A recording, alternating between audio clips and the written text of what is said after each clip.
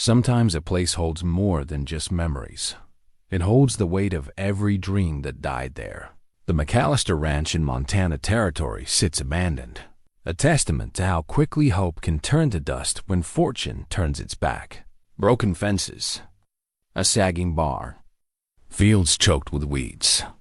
The folks in nearby Copper Ridge shake their heads whenever they pass by, certain that nothing good will ever come from that cursed land again. Then one quiet morning, a giant of a man rides in alone.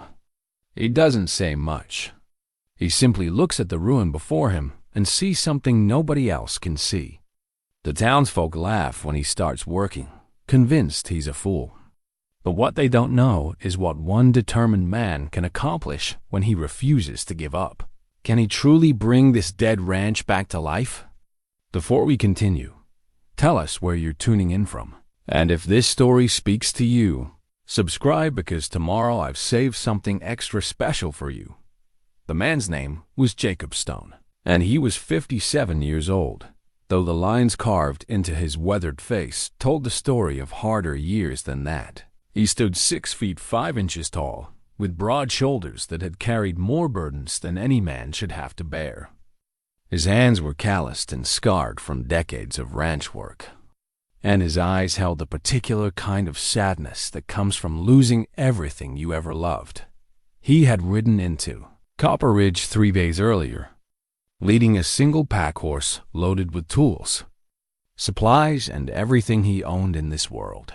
The town wasn't much to speak of: a main street with a general store, a saloon, a sheriff's office, and a scattering of homes that hugged the dusty road like they were afraid to venture too far from civilization.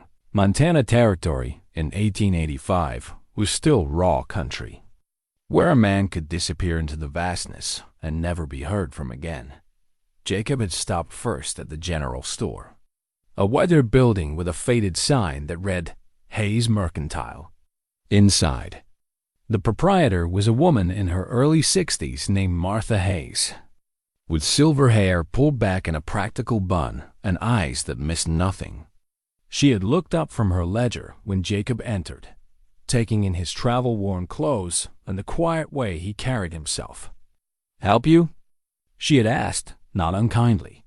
"Need some supplies," Jacob said, his voice rough from disuse. "And information. I'm looking for the old McAllister place." Martha's expression had shifted then, something between surprise and concern crossing her features. "The McAllister Ranch? That place has been empty for near about 5 years now. Nothing there but ruin and bad memories." "That's the one I'm after," Jacob replied simply. She had studied him for a long moment before speaking again. "You family to the McAllisters?" "No, ma'am. Bought the deed from the bank in Helena. Paid cash for it 3 weeks ago." Martha's eyebrows had risen at that. "Well, that's bold of you. Most folks around here consider that land cursed. Nothing but heartache came from it." She paused, then added more gently, "But I suppose every man's got a right to make his own mistakes. What supplies do you need?" Jacob had given her his list: basic foodstuffs, nails, rope, lamp oil, and Martha had filled his order efficiently, though he caught her glancing at him with open curiosity several times. When he went to pay, she had surprised him by offering credit. "You'll need it if you're serious about tackling that place," she said. "I've got your name in my ledger now. You seem like an honest man, Jacob Stone. Don't prove me wrong." He had thanked her and left, feeling the weight of her faith in him like a stone in his chest. It had been a long time since anyone had offered him trust so freely. The sheriff had been his next stop. Tom Brennan was a lean man in his mid-40s with a steel-gray mustache and the careful eyes of someone who had learned not to take anything at face value. He had looked over Jacob's deed with professional thoroughness, asked a few pointed questions about where Jacob had come from and what his intentions were, then nodded and handed the papers back. "Seems in order," Brennan had said. "Though I'll tell you straight, Dale Hutchins has been eyeing that property for years. Tried to buy it twice from the bank before they finally foreclosed. He won't be happy someone else got there first." "Who's Dale Hutchins?" Richest rancher in 3 counties. Owns most of the good grazing land east of here. He's used to getting what he wants. The sheriff had fixed Jacob with a direct stare. You planning on staying, or just looking to flip the property for profit? Planning on staying, Jacob had answered quietly. Planning on making it work. Something in his tone must have satisfied Brennan, because the sheriff had nodded and offered his hand. Then I wish you luck, Mr. Stone. You're going to need it. That had been 3 days ago. Now, standing in the doorway of what had once been the main house of the McAllister ranch, Jacob could see exactly what everyone in town had been talking about. The place was a catastrophe. The house itself was a 2-story structure that might have been handsome once, built from good timber and river stone, but years of neglect had taken their toll. The porch sagged dangerously on one side. Several windows were broken, and the front door hung askew on rusted hinges. Inside was worse dust and debris everywhere. Furniture rotting where it had been left. Holes in the ceiling where the roof had given way. The barn was in slightly better shape. Structurally sound but weathered and in desperate need of repair. The fences that had once enclosed the property had collapsed in most places. Posts leaning at drunken angles or lying flat in the tall grass. What had been fields were now overrun with sagebrush and weeds. The corral gates hung open, one completely off its hinges, but there was water. Jacob had checked that first thing and found the well near the house still intact, though currently dry. The creek that ran along the northern boundary still flowed, seasonal but reliable. The land itself was good. He could see that beneath the neglect. Rich soil in the bottomland near the creek, good grazing on the gentle slopes, and enough timber on the higher ground for building and fuel. It was evening now, his first night on the property. Jacob had cleared a space in the main room of the house, swept away the worst of the debris, and laid out his bedroll. He sat on the floor with his back against the wall, eating cold beans straight from the can and looking at the work that lay ahead of him. It was overwhelming when he let himself think about it. One man, no money to speak of, trying to resurrect a dead ranch. The smart thing would be to walk away, sell the deed to this Dale Hutchins fellow, and try something easier somewhere else. But Jacob was done with Easy. Easy hadn't saved his first ranch when the drought came. Easy hadn't kept his wife Elizabeth alive when the fever took her. Easy had led him to 6 years of drifting from job to job, town to town, slowly losing pieces of himself until he barely recognized the man in the mirror. This place, this broken, forsaken piece of Montana was his last chance. Not just to build a ranch, but to prove to himself that he wasn't finished, that the best parts of him hadn't died with Elizabeth, and everything else he had lost on as the last light faded from the sky. Jacob lit his lantern and explored the house more carefully. In what had been the master bedroom upstairs, he found a wooden trunk pushed against the wall. The lock was rusted through, and it opened easily when he pried at it. Inside, beneath a layer of moth-eaten blankets, he found a leather-bound journal. The cover was embossed with the initials SM, and when he opened it carefully, the first page bore an inscription in elegant handwriting. The Journal of Sarah McAllister, begun this first day of January, 1876. Jacob carried the journal back downstairs and sat by his lantern, turning the pages slowly. Sarah McAllister had been a meticulous chronicler of ranch life. Her entries detailed everything from cattle counts to weather patterns, from recipes to notes about which fields produced the best hay. But more than that, her words painted a picture of a life that had been full and rich. She wrote about her husband John, their 2 sons, and the pride they took in building something lasting. She described neighbors helping with the harvest, dances in the barn, the first time their youngest boy successfully broke a horse on his own. The journal was a record of ordinary days made extraordinary by the love and care with which she had lived them. But as Jacob read forward through the years, the tone began to change. Entries became shorter, more worried. References to a brother someone named Dale, who had left to marry into a wealthy family and refused to help when drought began to take its toll. Then the death of the eldest son in a riding accident, John's failing health, the devastating loss of their cattle herd in the brutal winter of 1879. The final entry was dated March 15th, 1880. John passed this morning. The boys and I will leave for Oregon in the spring. There is nothing left for us here but ghosts and sorrow. I pray that someday this land will know happiness again. It deserves better than we could give it. Jacob closed the journal carefully, feeling the weight of Sarah McAllister's grief across the years. But beneath the sadness, he felt something else, a sense of connection, of responsibility. She had loved this place. She had poured her heart into it, and she had hoped, even in her darkest moment, that it might flourish again. He looked around at the ruined house, at the dust and decay and years of abandonment. Then he looked down at his own scarred hands, still strong despite everything they had been through. "I'll do my best, Mrs. McAllister," he said quietly to the empty room. "I'll do my best to make this place live again."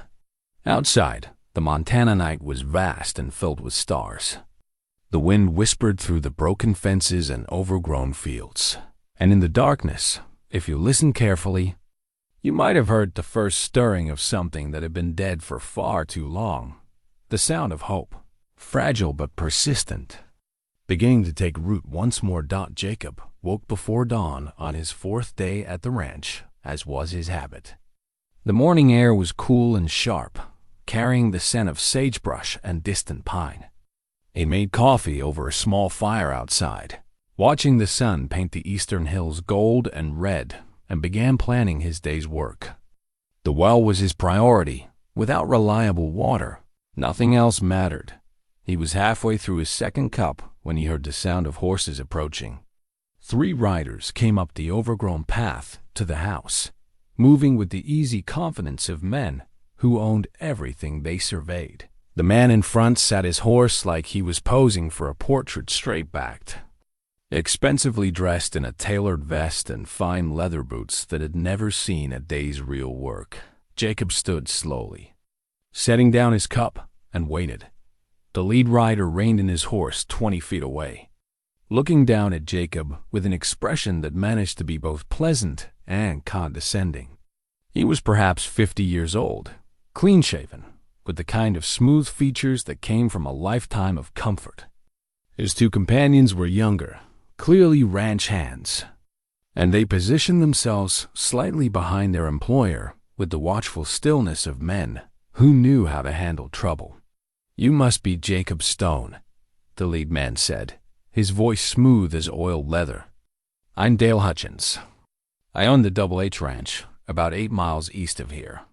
"Mr. Hutchins," Jacob acknowledged with a slight nod. Dale smiled, but it didn't reach his eyes.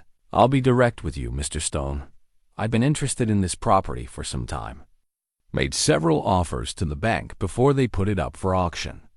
Unfortunately, I was out of state on business and missed the opportunity to bid." He paused, letting that sink in. "But I'm prepared to make you a very generous offer right now. Double what you paid for it. That's pure profit for less than a week's ownership." Jacob considered the man carefully before responding. "Appreciate the offer, Mr. Hutchins, but I didn't buy this land to sell it. I bought it to work it." Dale's smile thinned slightly. "Mr. Stone, I don't think you understand what you're taking on here. This ranch failed.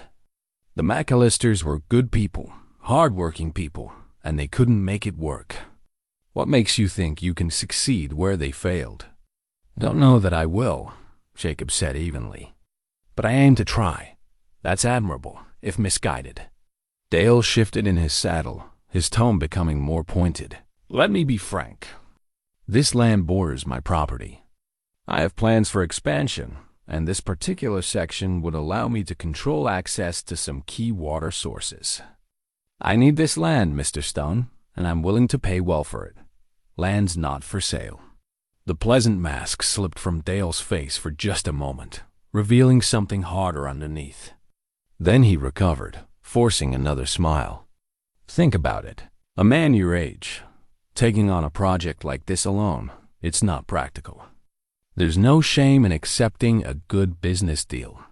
I already thought about it, Jacob replied. Answer still no. Dale stared at him for a long moment, and Jacob could see the calculation happening behind those cold eyes. Finally, the rancher nodded slowly. Well, can't say I didn't try to be neighborly. He gathered his reins. You'll find that life out here can be difficult for a man without friends. Mr. Stone, I hope you won't come to regret your decision.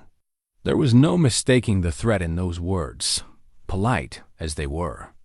Dale wheeled his horse around and rode off, his men following. Jacob watched them go, feeling a familiar tightness in his chest. He had dealt with men like Dale Hutchins before, men who believed their money and influence made them entitled to anything they wanted. He picked up his coffee cup, found it had gone cold, and dumped it out. No sense dwelling on trouble that hadn't arrived yet. He had work to do. Jacob spent the morning gathering tools from the barn: a shovel, a pickaxe, rope, and a rusted hand pump he hoped he could restore to working order. The well was about 30 feet deep, lined with stones that seemed sound enough. But when he lowered a bucket, it came up empty. Something was blocking the water source. By mid-morning, Sheriff Brennan rode up, dismounting with the casual ease of a man who spent most of his life on horseback. Morning, Jacob. Thought I'd check in, see how you're settling. Morning, Sheriff. Jacob gestured toward the well. Just trying to figure out why this well's gone dry. Water table should be good here. Brennan peered down into the darkness. McAllister's never had trouble with it, far as I recall. Could be debris built up after all these years. He glanced at Jacob. Dale Hutchins was in town this morning. Seemed irritated about something. He stopped by, made me an offer on the land, and you turned him down. I did. The sheriff nodded slowly, as if this confirmed something he had already suspected. Dale's not used to hearing no. His father built the Double H from nothing, but Dale inherited it. He spent his whole life buying his way out of problems. Brennan pulled out a worn tobacco pouch and began rolling a cigarette. You should know something, Jacob. Dale's got influence around here. He funds half the businesses in town, sits on the bank board, has the ear of the territorial governor. If he decides to make life hard for you, he's got the means to do it. Figured as much, Jacob said. But that doesn't change my answer. Didn't expect it would. Brennan lit his cigarette and studied Jacob through the smoke. You strike me as a man who's been through some things. Man like that doesn't scare easy. He paused. But be careful all the same. Dale fights with lawyers and politicians and leverage. Not always easy to defend against that kind of warfare. Appreciate the warning, Sheriff. After Brennan left, Jacob returned to his examination of the well. He fashioned a torch from rags soaked in lamp oil and lowered it carefully on a rope, trying to see what was blocking the water. About 20 feet down, he could make out what looked like a collapsed section of the stone lining. Rocks and debris had formed a dam, preventing water from flowing up from the source. It would mean going down into the well himself. A dangerous proposition for a man working alone. But without water, the ranch was worthless. Jacob had no choice. He rigged a safety rope around his chest, tied it off to the strongest post of the well frame, and began his descent. The stones were slick with moss and seepage, and the air grew cool and damp as he lowered himself deeper. His shoulders barely fit in the narrow shaft, and more than once he had to stop and control his breathing when the wall seemed to press in around him. 20 feet. He reached the blockage. Working by feel more than sight, he began carefully removing rocks and pushing them deeper into the well shaft below him, where there was room for them to fall away. It was slow, painstaking work. His hands were soon bleeding from scrapes against the rough stone, and his back screamed from the awkward position. Then he felt it a shift in the debris, followed by the sound of water beginning to flow. Cold liquid suddenly rushed around his feet, rising rapidly. Jacob grabbed the safety rope and began hauling himself up, hand over hand, as the water level climbed beneath him. His arms burned with the effort, his grip slipping on the wet rope. But he forced himself upward with grim determination. He broke into sunlight gasping, hauling himself over the edge of the well and collapsing on the ground beside it. For several minutes, he simply lay there, chest heaving, tasting blood where he had bitten his lip during the climb. Then he dragged himself to his knees and looked down into the well. Water. Clear, cold water, already risen halfway up the shaft and still climbing. He could hear it flowing strong now, the musical sound of an underground spring finally freed to do what it was meant to do. Jacob laughed a raw, exhausted sound that turned into something close to a sob. It was such a small victory, really. One day's work, but it felt like something more. It felt like proof that this broken place could be mended. That life could return to land that everyone had written off as dead. He was still sitting there, watching the water rise, when Martha Hayes arrived in her wagon.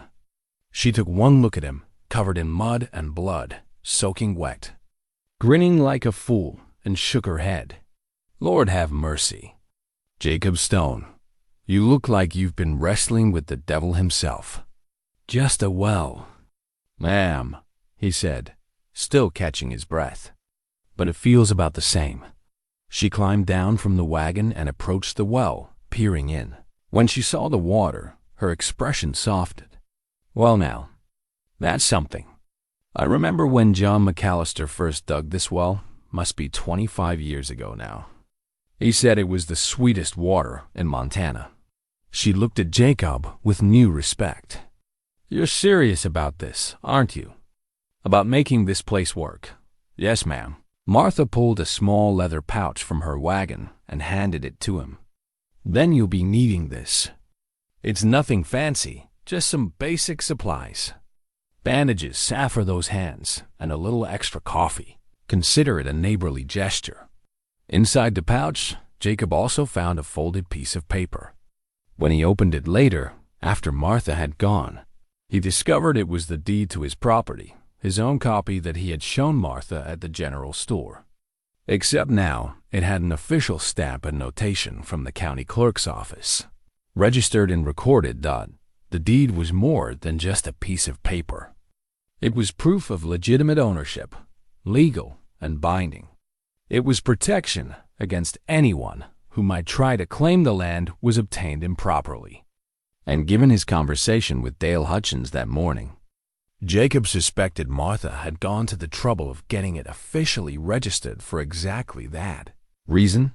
He held the deed carefully, reading the formal legal language that declared him the rightful owner of the McAllister Ranch and all its property. At the bottom, in Martha's handwriting, was a note, just in case someone tries to tell you different. You're the legal owner, clear and proper. Don't let anyone make you doubt it. That night, Jacob sat on the porch he would need to repair, looking out over land that was finally, truly his. The well was flowing. The deed was secure. He had taken the first real steps toward rebuilding. But as he sat there in the gathering darkness, he couldn't shake the memory of Dale Hutchins's parting words or the cold certainty in the man's eyes. This was just the beginning. The real fight, Jacob suspected, was still to come. He touched the deed in his pocket, feeling the texture of the paper through the fabric. Let Dale Hutchins bring whatever trouble he wanted. Jacob had been broken before, had lost everything that mattered. He knew exactly how much pain a man could survive. And he knew, too, that sometimes the only way forward was to plant your feet and refuse to be moved. No matter what storms came your way, the stars emerged one by one overhead, countless and cold and beautiful. Somewhere in the darkness, a coyote called. The wind moved through the broken fences with a sound like whispered promises. Jacob Stone closed his eyes and allowed himself, for the first time in 6 long years, to imagine a future worth fighting for. Jacob settled into a rhythm over the following weeks, rising before dawn and working until the light failed. His body, though strong, protested the relentless labor. Muscles he had forgotten he possessed made themselves known with every movement. But there was something healing in the exhaustion, something that quieted the restless ghosts that had haunted him for years. The barn became his first major project after the well. The structure was fundamentally sound good timber frame, solid foundation, but the roof had multiple leaks and the doors hung crooked on their hinges. He spent 3 days just clearing out years of accumulated debris, rotting hay, broken tools, the abandoned nests of countless creatures that had made the barn their home. On the 4th day, while sorting through the pile of salvageable tools in the corner, Jacob discovered something that made him pause. It was a carpenter's toolbox, old but well made, constructed of oak with dovetailed joints and a brass latch. The wood was dusty, but showed no signs of rot. Someone had built this box to last.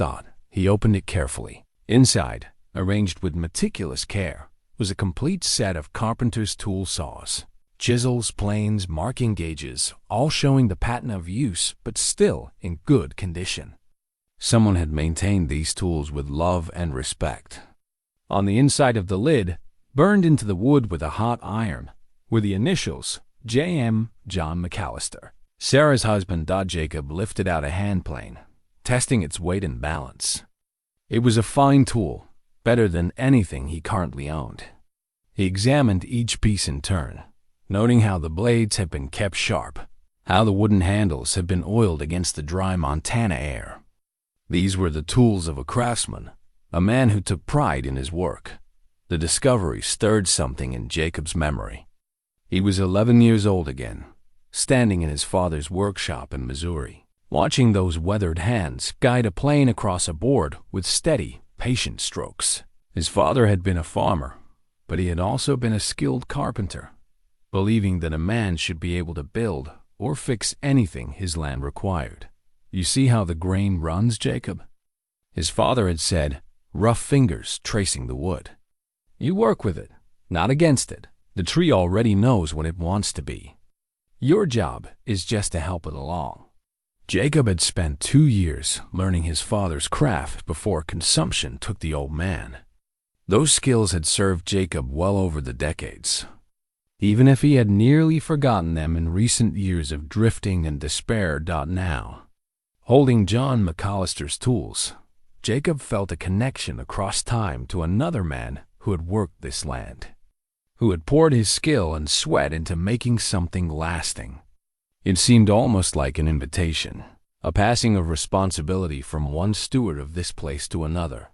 He spent the rest of that day working on the barn doors, using McAllister's tools to true the frames and rehang them properly. The work went slowly at first, as his hands remembered skills they had not practiced in years. But gradually, the old knowledge returned. The rhythm of the plane, the precise angle of the chisel, the way to read the grain of the wood, it all came back like a half-forgotten song. By evening, both barn doors hung straight and closed properly. It was a small thing, but it filled Jacob with a satisfaction he had not felt in years. He cleaned each tool carefully before returning it to the box, just as his father had taught him, just as John McAllister surely had done. The next morning brought an unexpected visitor. Jacob was mixing mortar to repair the stone foundation of the house when he heard footsteps behind him. He turned to find a young man, perhaps 20 years old, standing at the edge of the property. The boy was thin to the point of gaunt, his clothes worn and dusty from travel, his face shadowed with exhaustion and something that looked like fear. "Help you?" Jacob asked. Straightening slowly. The young man swallowed hard before speaking. "Looking for work, sir." "Any kind of work. I'm strong, and I learn quick, and I don't eat much." The words came out in a rush, desperate and rehearsed. Jacob studied him. The boy had good eyes, direct, honest, but they held the wariness of someone who had known too much hardship too young. His hands, though young, showed calluses. He knew labor. "What's your name?" "Ben, sir." "Ben Cooper. Where are you from, Ben?" The boy hesitated, and Jacob saw the struggle play out across his face. the urge to lie warring with the need to tell truth. Finally, he said, came from Wyoming territory. Had some trouble there. Nothing criminal, he added quickly. Just family trouble. Figured it was better to move on. Jacob recognized that particular kind of trouble. He had seen it before in young men who came from homes where love was scarce and violence plentiful. Boys who ran not because they were cowards, but because staying meant becoming something they did not want to be. I can't pay much, Jacob said finally. $1 a day, meals, and a place to sleep in the barn once I get it fixed up proper. Works hard, and the hours are long. And I'll be honest with you, I don't know if this place will make it. Could be we'll both be looking for work come winter. Ben's face transformed with relief and something like hope. I don't need much, sir. Just a chance. All right, then. But I've got rules. You work hard, you tell the truth, and you don't bring trouble to my door. We have a problem. We talk it through like men. That agreeable? Yes, sir. Thank you, sir. Jacob nodded toward the barn. There's a cleared space in the back corner. You can throw your bedroll there for now. Get yourself settled. Then come back, and I'll show you what needs doing. Ben practically ran to the barn, and Jacob returned to his mortar mixing, wondering if he had just made a wise decision or a foolish one. He did not have money to spare for hired help, but he also knew that some debts could not be measured in dollars, like the debt he owed to all the people who had given him chances when he had nothing to offer but his word and his willingness to work.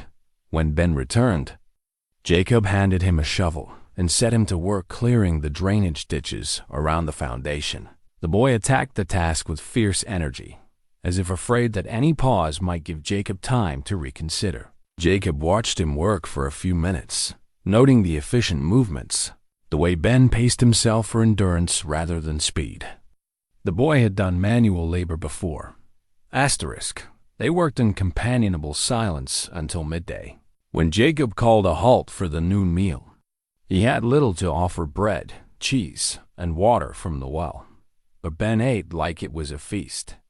Jacob found himself sharing more food than he had planned, remembering too well what it felt like to be young and hungry and alone. You know anything about carpentry? Jacob asked as they ate. A little, sir. My grandfather was a furniture maker back in Pennsylvania. He taught me some before he passed. Good. That'll be useful. Jacob gestured toward the house. Most of this place needs rebuilding. Carpentry, masonry, roofing, everything. You willing to learn as we go? Yes, sir. Whatever you need. Over the following days, Jacob discovered that Ben was as good as his word. The boy worked from dawn to dusk without complaint, following instructions carefully and asking thoughtful questions.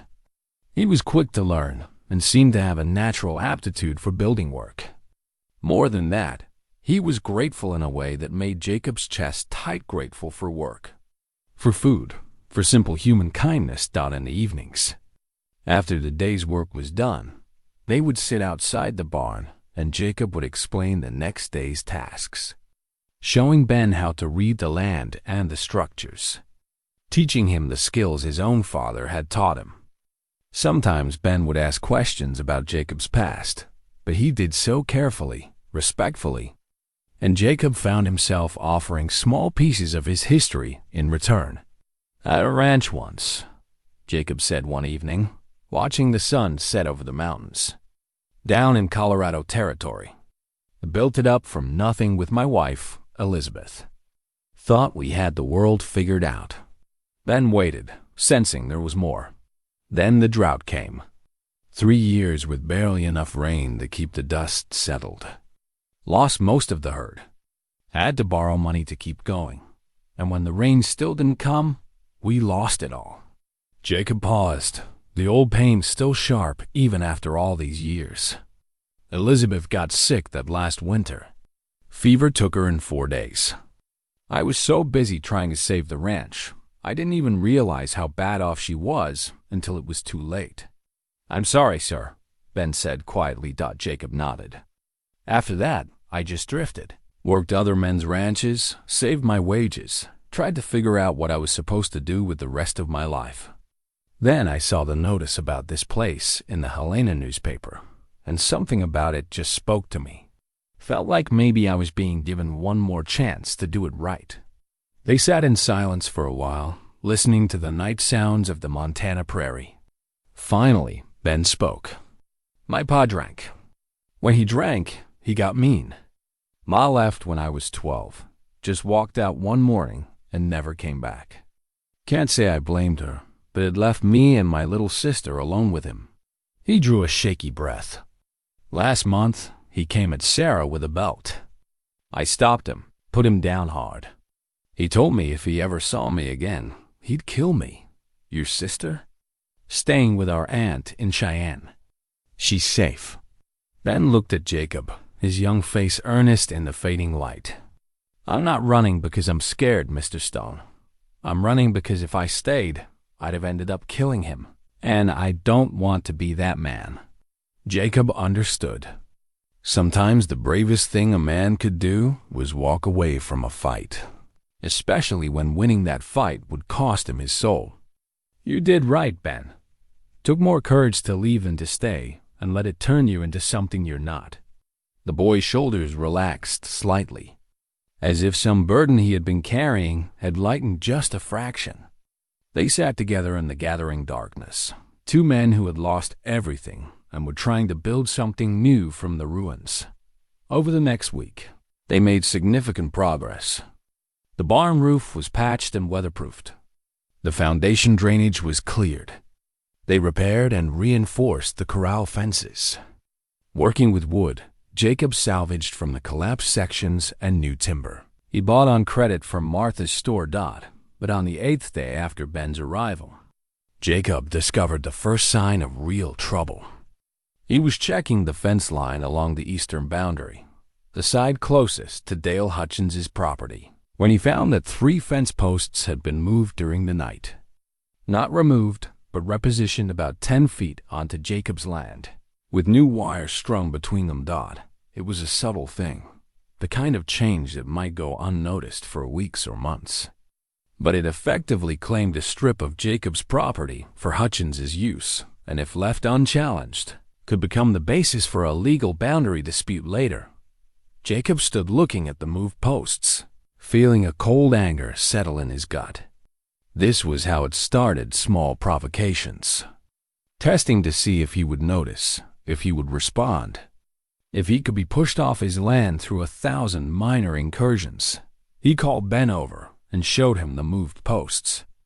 This is Hutchins's work. He's testing us, seeing if we're paying attention. What do we do?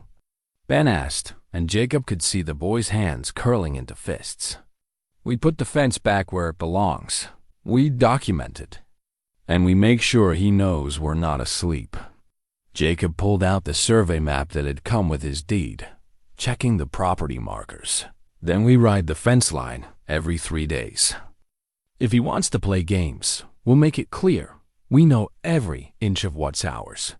They spent the rest of the day moving the posts back to their proper locations, setting them deep and solid.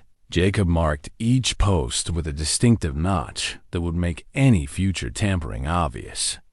It was tedious work, but necessary. As they worked, Jacob taught Ben about boundary disputes, about the importance of documentation, about how men like Hutchins use legal technicalities and gradual encroachment to steal what they wanted. The boy listened intently, understanding that this was as much a part of ranching as mending fences or feeding cattle.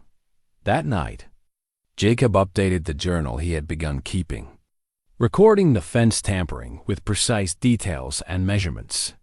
He had learned the hard way that memory was not enough in legal disputes. You needed records, documentation, proof. Ben watched him write by lamplight, then asked, "You think he'll try worse than this?" "Maybe," Jacob said. "Men like Hutchins don't like to lose. He'll push until he finds our breaking point or until he realizes we don't have one." He looked up at the boy. "You signed on for ranch work, Ben. Didn't sign on for a fight. If you want to move on, find easier employment, I'll understand." Ben shook his head firmly. "I'm staying, Mr. Stone. You gave me a chance when nobody else would. I'm not the kind to walk away from that." Jacob felt something warm settle in his chest, a feeling he had not experienced in years. It felt like family, like belonging, like home. "All right then," he said quietly. "We see this through together." Outside, the wind whispered through the repaired barn, and the water flowed sweet and clear from the restored well. The ranch was beginning to breathe again, beginning to live. And Jacob Stone, for the first time since losing Elizabeth, felt like perhaps he was beginning to live again too. Spring arrived in earnest, bringing longer days and warmer temperatures.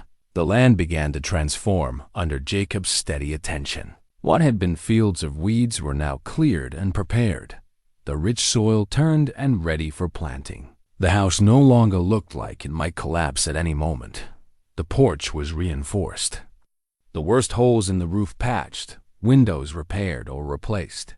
But Jacob knew that without seed and livestock, all his work would amount to nothing.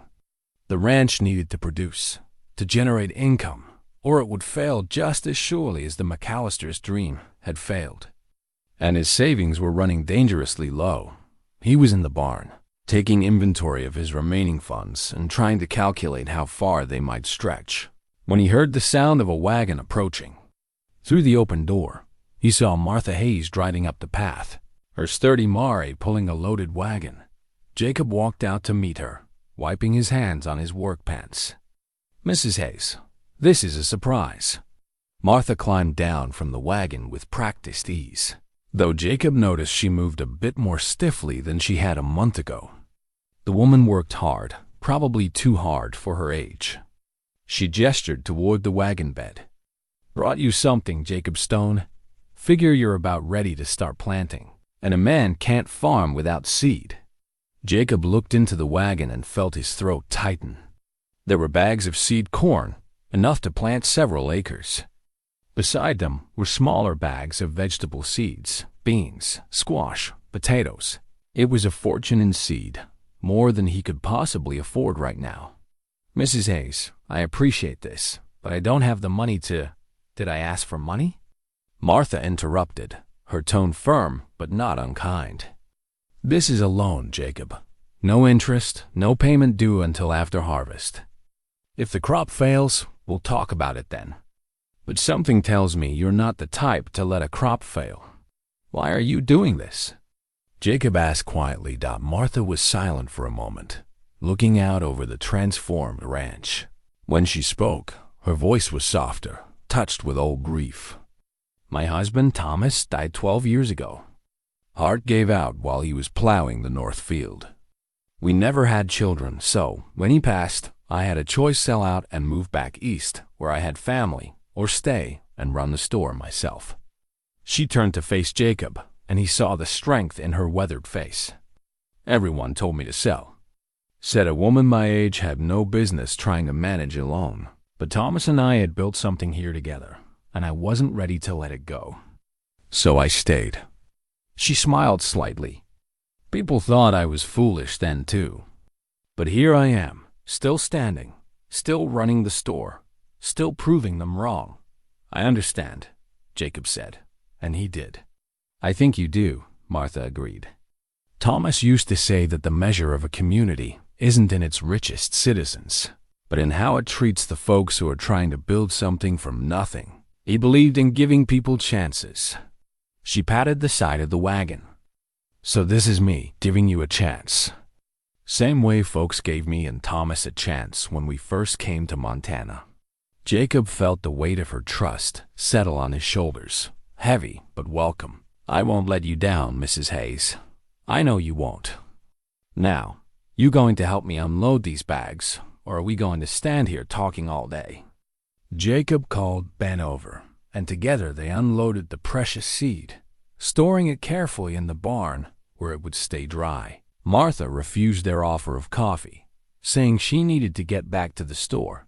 But as she climbed back onto her wagon, she pulled out one more small bag. "Almost forgot. This is a gift, not a loan." She handed the bag to Jacob. It was full of seed potatoes, already sprouting eyes. These were Thomas's pride and joy. He developed this variety himself over 10 years, selecting the best producers each season. They're hardy, disease-resistant, and they store well through winter. I've been saving them, but I don't have the land to plant them proper anymore. Seems right that they should go to someone who'll appreciate them. Jacob accepted the bag reverently, understanding the gift for what it was, a piece of Martha's heart. A connection to the husband she still mourned. I'll take good care of them, ma'am. And when harvest comes, I'll save seed for you. You're a good man. Jacob Stone, Martha said simply, and drove away. For the next 2 weeks, Jacob and Ben worked on to dusk, preparing and planting the fields. They marked straight rows with string and stakes, planted the corn in the traditional way, 4 seeds to a hill, spaced for the Montana growing season. The vegetable garden went in near the house, where Jacob could water it easily from the well. Martha's special potatoes got their own section, planted with extra care. The physical labor was exhausting, but there was something deeply satisfying about it. This was the work Jacob had been born to do, putting seed in the earth, trusting in the cycle of seasons, participating in the ancient human enterprise of making things grow.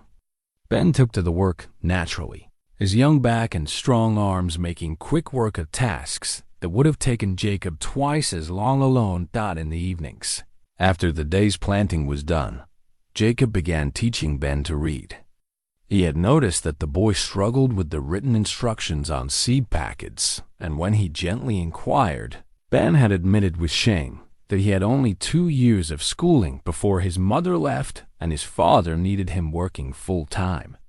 Nothing shameful in not knowing, Jacob told him. Shame only comes from refusing to learn when you have the chance. They used Sarah McAllister's journal as their textbook. Ben slowly sounding out words by lamplight, while Jacob corrected pronunciation and explained meaning. The boy was hungry for knowledge, staying up late to practice his letters. Determined to master this skill the way he mastered every physical task Jacob set him. One evening, as Ben struggled through a passage about the McAllister's first successful wheat harvest, he paused and looked up at Jacob. "Mr. Stone, why do you think they failed?" "The McAllisters, I mean. They seemed like they were good people, hard workers. What happened?" Jacob considered the question carefully. "I think sometimes good people and hard work aren't enough. The drought wasn't their fault. Their son's death wasn't their fault. John's illness wasn't their fault. Sometimes the world just breaks your heart, and you don't have anything left to fight with. But you're fighting," Ben pointed out. "You lost just as much, maybe more. What makes you different?" It was a fair question, one Jacob had asked himself many times. "I think," he paused, searching for the right words, "I think maybe I'm too stubborn to know when I'm beaten. Or maybe I'm just too tired of running. This place, this land, it feels like my last stand. If I can't make it work here, then I don't deserve to make it work anywhere." Ben absorbed this silently, then returned to his reading. But Jacob could see the boy thinking, processing, forming his own understanding of perseverance and second chances. The days grew warmer, and the first green shoots began appearing in the fields, tiny promises of corn plants pushing through the soil. Jacob checked them every morning, feeling an absurd surge of pride at each new sprout. The garden plants were flourishing too, the vegetables thriving in the rich soil and regular watering. But their progress did not go unnoticed. Jacob began seeing riders from the Double H Ranch passing by more frequently, always at a distance, always watching. Once, he found tracks near the creek that suggested someone had been scouting his water sources. Another time, he discovered that someone had opened the corral gate during the night. Fortunately, they had not yet acquired any horses or cattle to wander off. These incidents were never quite serious enough to justify confrontation, never quite innocent enough to ignore. Jacob documented each one in his journal, noting dates and details, building a record of systematic harassment. Sheriff Brennan stopped by one afternoon and confirmed Jacob's suspicions. Dale's been asking questions around town. Wants to know about your finances, whether you're meeting your obligations to suppliers, if anyone thinks you're going to make it through the season. What are people telling him? Jacob asked. Brennan smiled slightly. Most folks are telling him to mind his own business. You've got more friends in Copper Ridge than you might think, Jacob. People respect what you're doing here. His expression turned more serious. But Dale's got resources you don't. Be careful. Always am, Sheriff. After Brennan left, Jacob stood looking out over his growing fields, feeling the weight of all that depended on the next few months. The seed had to germinate and grow. The weather had to cooperate. He had to stay healthy enough to bring in the harvest. And he had to keep Dale Hutchins from finding some way to sabotage everything he was building. It was a lot for one man and one boy to manage. But as Jacob watched Ben working in the garden, carefully tending the young plants with the same dedication he brought to every task, Jacob felt something he had not felt in years. Hope. Not the desperate, fragile hope of his first days here, but something stronger and deeper. The hope that comes from seeing your efforts bear fruit, from knowing you are not alone, from believing that maybe, just maybe, the future might be better than the past. That evening, as they sat outside watching the stars emerge, Ben spoke quietly. Mr. Stone, I want you to know something. Whatever happens with Hutchins, whatever trouble comes, I'm with you. You're the first person who's treated me like I was worth something since my grandfather died. That means more to me than I can say. Jacob felt his eyes sting and had to clear his throat before responding. You're worth plenty, Ben. Don't ever let anyone tell you different. You've got a good heart and a strong back, and you're learning fast. Any man would be proud to have you working beside him. They sat in companionable silence as the night deepened around them. Two men bound together by circumstance and choice, by shared labor and mutual respect. The fields rustled softly in the evening breeze, and somewhere in the distance, a creek flowed over stones, singing its endless song. The McAllister ranch was coming back to life, one seed, one board, one day at a time. And Jacob Stone, who'd come here expecting nothing but hard work and solitude, found himself part of something larger, a small community built on trust and second chances. Growing as surely as the corn in his fields, summer arrived with full force, bringing long days of intense heat and the constant demands of a working ranch. The corn was now knee-high, the stalks strong and green, swaying in the prairie wind like rows of soldiers standing at attention. The garden overflowed with vegetables, providing fresh food that supplemented their basic supplies and made their meals feel almost luxurious after months of dried goods and preserved meat. Jacob decided it was time to acquire livestock. A ranch without animals was just land, and he needed the ranch to start producing income. With his remaining savings and a loan against the expected harvest from the general store, he purchased 3 cows, a young bull, and a dozen chickens from a farmer in the next valley who was selling out to move to Oregon. The day they brought the animals home, Ben was as excited as a child at Christmas, helping Jacob settle the cattle in the reinforced corral and building a proper chicken coop from salvaged lumber. The hens began laying within days, providing eggs that made their breakfasts feel substantial and real.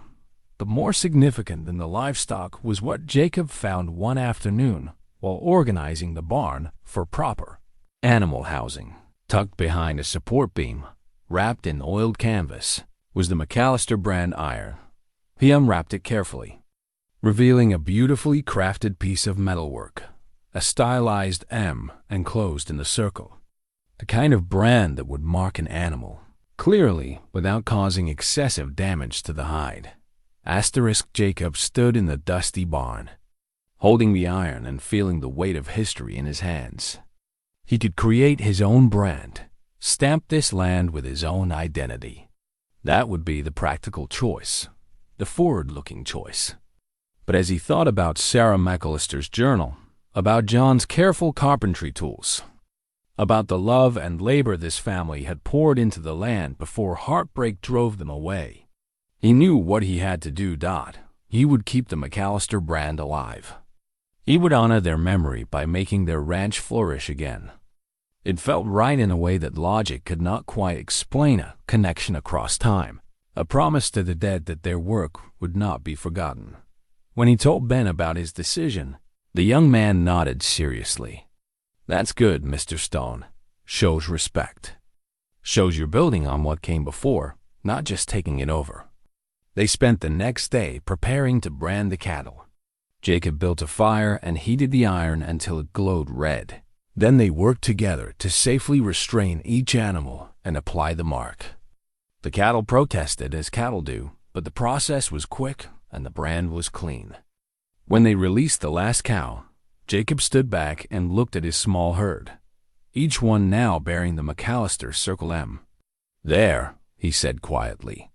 "Now it's official. This is McAllister land again."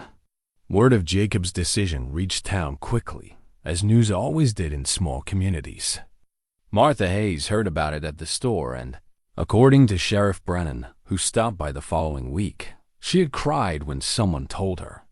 Not from sadness, the sheriff explained, but from being moved that someone cared enough to honor the memory of her friends. "Martha asked me to tell you something," Brennan said, sitting on the newly repaired porch with a cup of Jacob's coffee.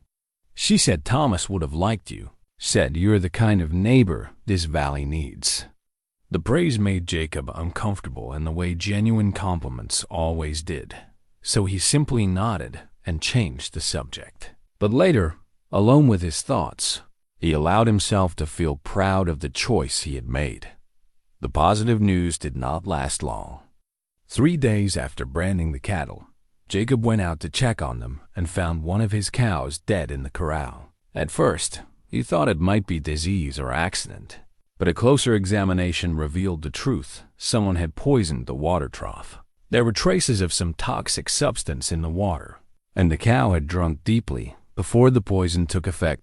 Jacob stood over the dead animal, feeling rage and grief war inside him.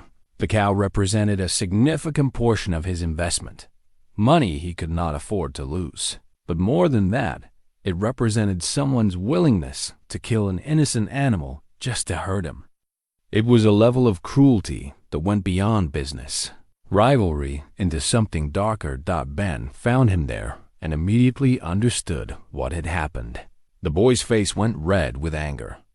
"Hutchins. It had to be Hutchins. We should ride over there right now and what?" Jacob interrupted, his voice sharp. "Accuse a wealthy, influential man of poisoning our cow. With no proof beyond our suspicions? That's what he wants, Ben. He wants us to lose our tempers, do something rash that makes us look like the troublemakers. So we just let him get away with it?" Ben's voice was thick with frustration. "No, we documented. We clean the trough thoroughly and watch the herd carefully. We make sure all the other animals are all right. And we stay smart." Jacob looked at the younger man, seeing the barely controlled fury in his eyes. "I know it's hard. I want to ride over there and settle this too. But that would be giving him exactly what he wants, a reason to call the sheriff, to make us look violent and unstable." Ben took several deep breaths, visibly trying to master his emotions. Finally, he nodded. "All right. We do it your way. But I don't like it." "Neither do I, son. Neither do I." They buried the cow and spent the rest of the day scrubbing the water trough and checking every inch of the corral for other signs of sabotage. Jacob also began the practice of testing the water himself before letting the animals drink, a time-consuming precaution that added to their daily workload. That evening, Sheriff Brennan appeared at the ranch without being summoned. He dismounted slowly and walked over to where Jacob and Ben sat outside the barn.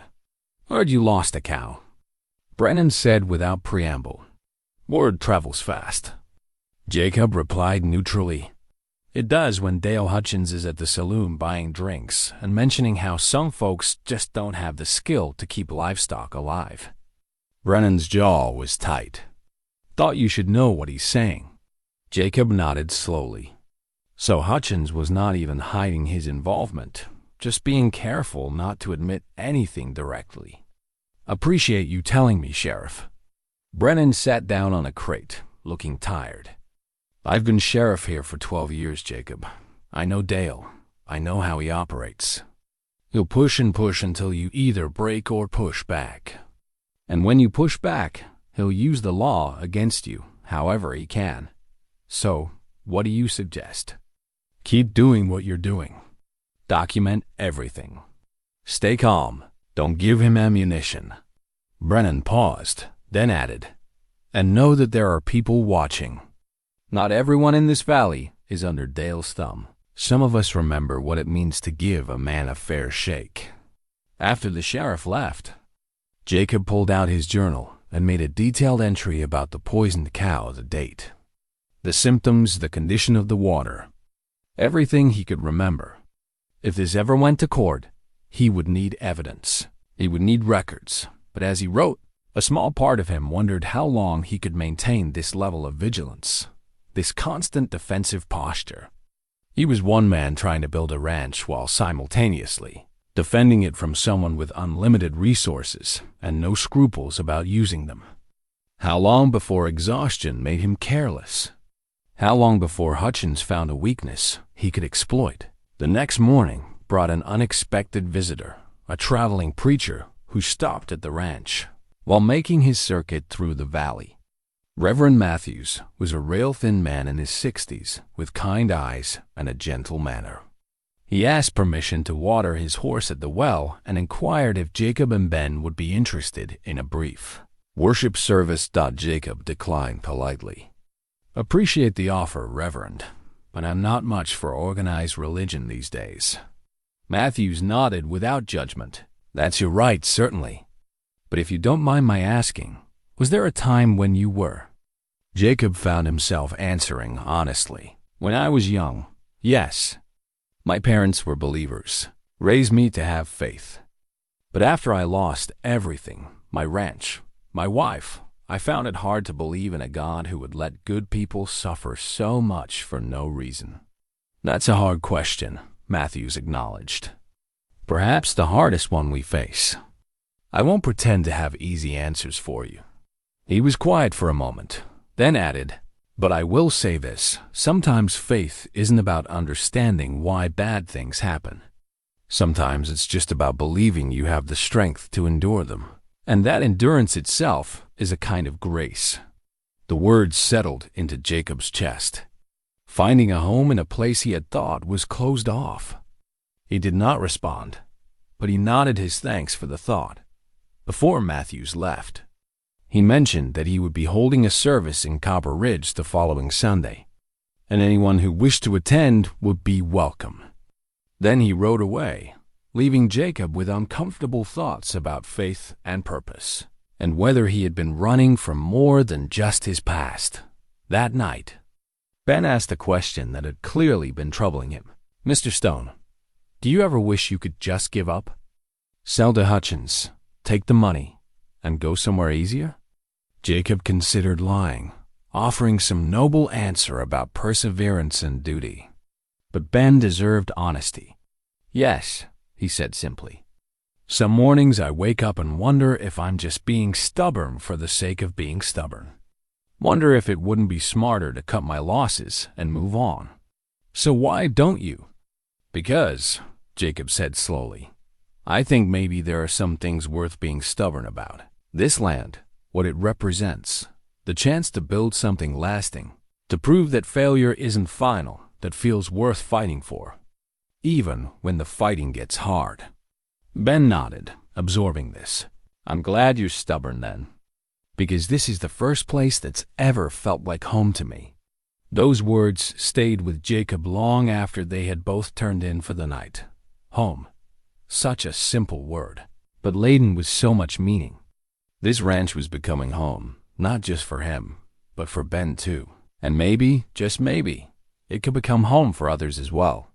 People who needed a second chance, a place to belong, a reason to believe their best days were not behind them. The thought both terrified and inspired him, because if this place could mean that much, then he had to protect it. No matter what Dale Hutchins threw at him, no matter how exhausted he became, he had to find a way to make the ranch survive. Not just for himself, but for everyone who believed in what he was building. The heat of high summer bore down on the ranch with relentless intensity. The corn stood tall now, tassels forming at the top of each stalk, promising a good harvest if the weather held. The garden continued to produce abundantly, and Jacob found himself trading excess vegetables in town for other supplies, building relationships and goodwill with his neighbors. The remaining cattle were thriving despite the earlier loss, and the chickens had multiplied. Several hens had gone, broody and hatched chicks that now scurried around the coop under their mother's watchful eyes. The ranch was beginning to feel like a living, breathing enterprise rather than just a collection of repaired buildings and cleared fields. But the progress came at a cost. Jacob's body, strong as it was, felt the accumulated toll of months of relentless labor. His joints ached in the mornings, and old injuries from his younger days made themselves known with increasing frequency. He was 57 years old, and some days he felt every year of it. One evening, after a particularly grueling day of fence repair, Jacob sat on the porch steps trying to ease the pain in his lower back. Ben noticed and brought him a cup of willow bark tea, something Martha had taught the boy to make for inflammation. "You ought to rest more, Mr. Stone," Ben said with concern. "You're working yourself into the ground."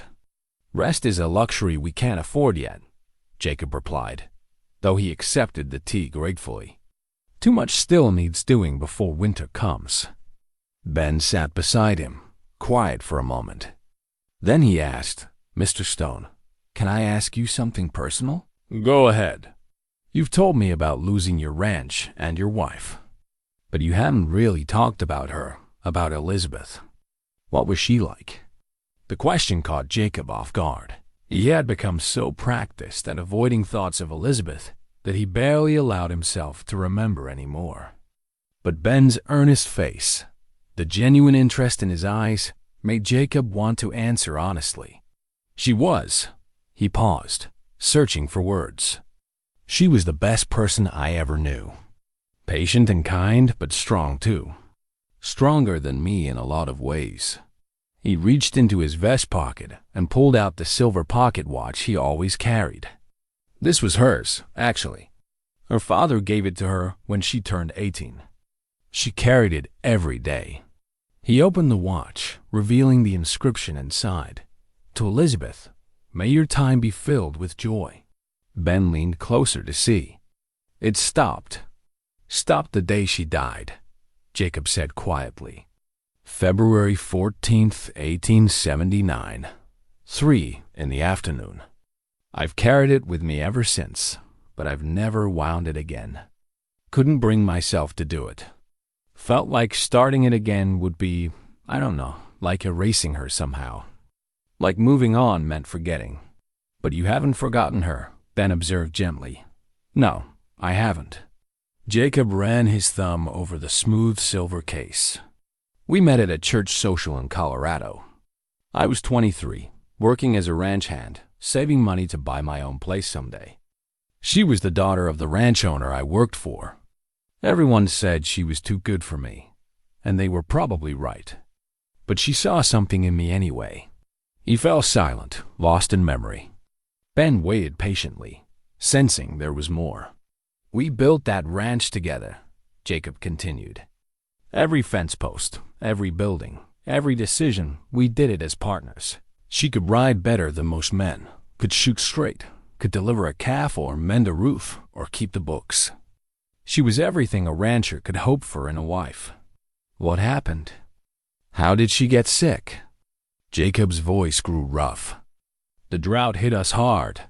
We were struggling, and I was so focused on trying to save the ranch that I didn't notice how exhausted she was getting. She never complained, just kept working as hard as I was. Then one day she collapsed while hanging laundry. By the time I got her to town, the fever was already raging. Doctor said it was pneumonia. Said if we had caught it earlier, maybe. He stopped, unable to finish the sentence.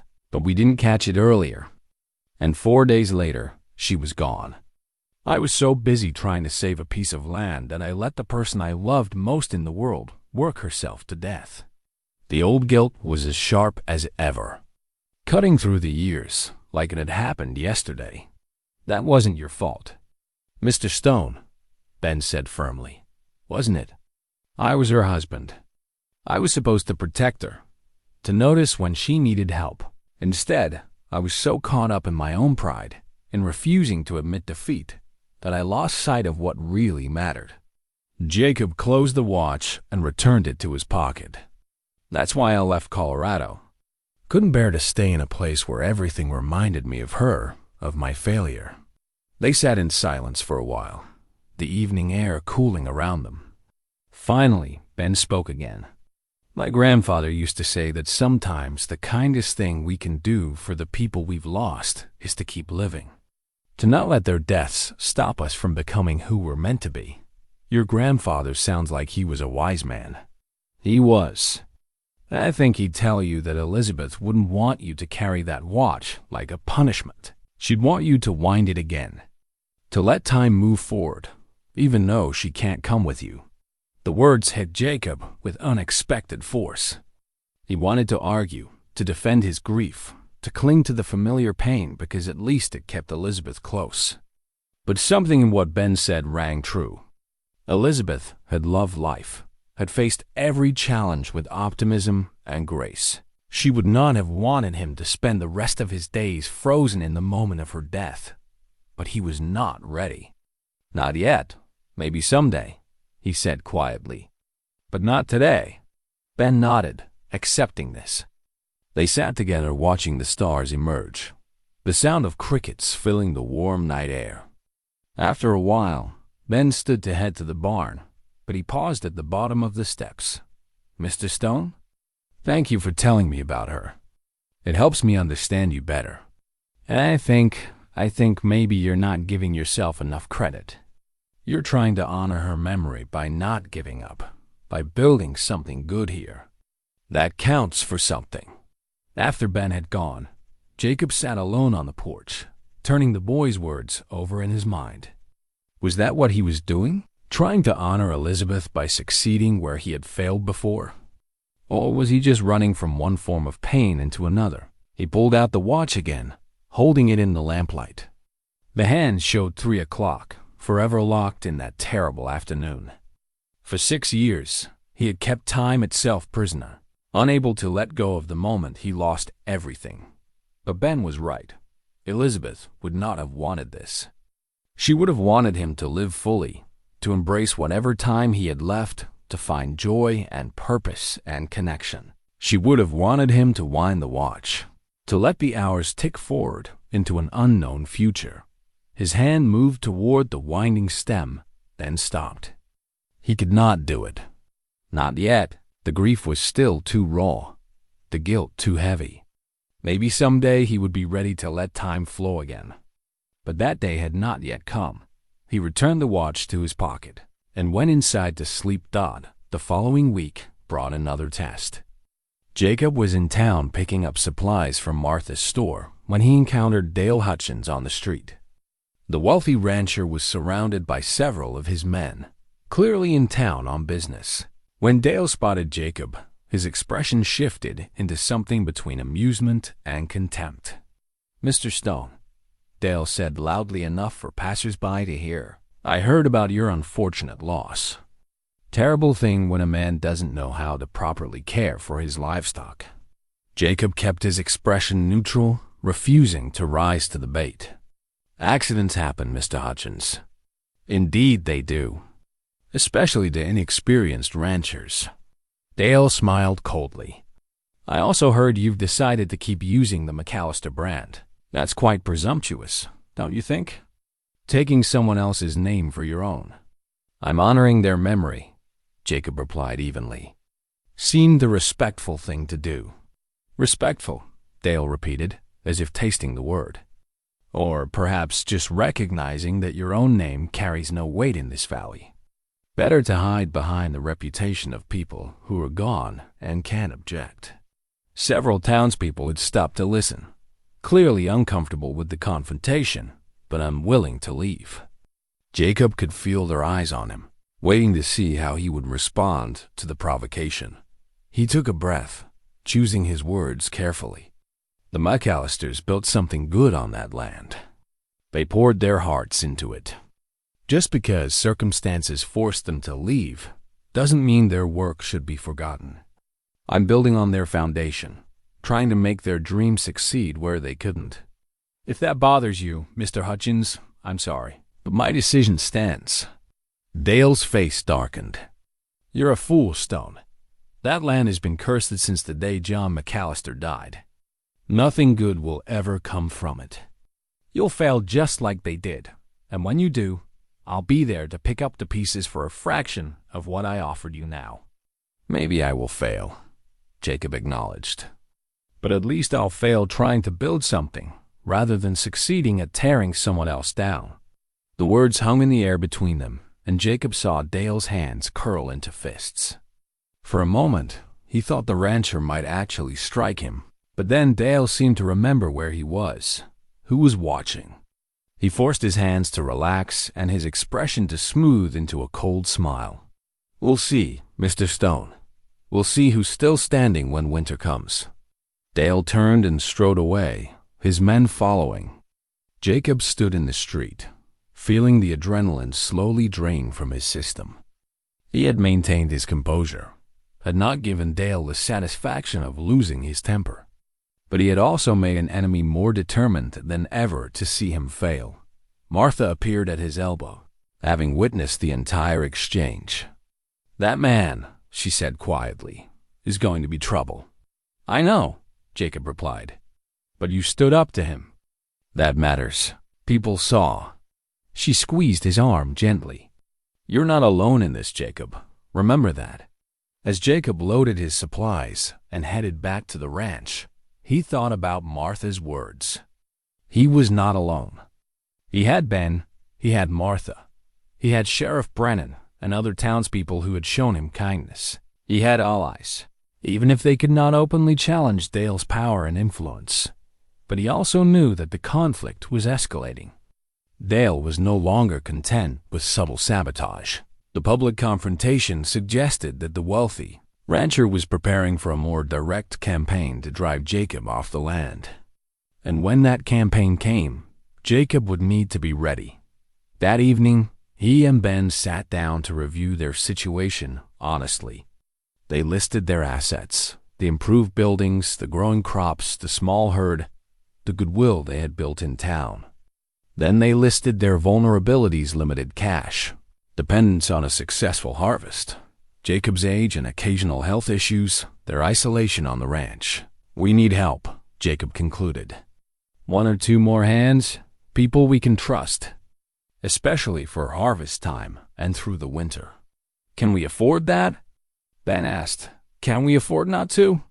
If something happens to me, you can't run this place alone. And if Hutchins escalates his harassment, we need witnesses.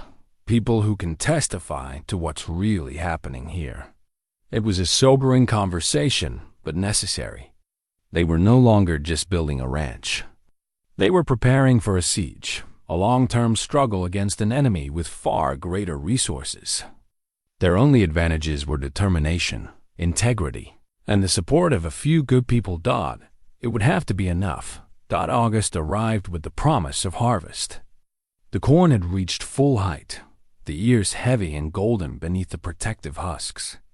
Jacob walked through the field each morning, checking for signs of disease or pest damage, and found himself feeling something he had not experienced in years: genuine optimism about the future.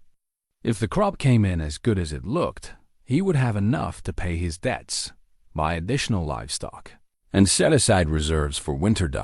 But that optimism was tempered by continued vigilance. The harassment from Hutchins's direction had continued in small ways.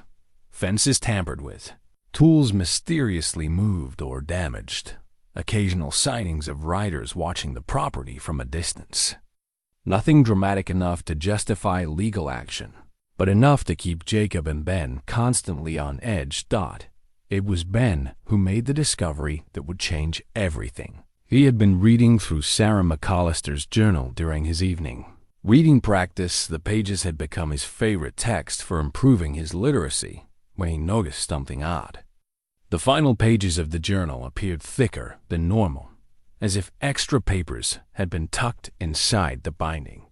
"Mr. Stone," Ben called from his spot by the lamp. "There's something weird about this journal." Jacob looked up from where he was mending a bridle. "What do you mean?"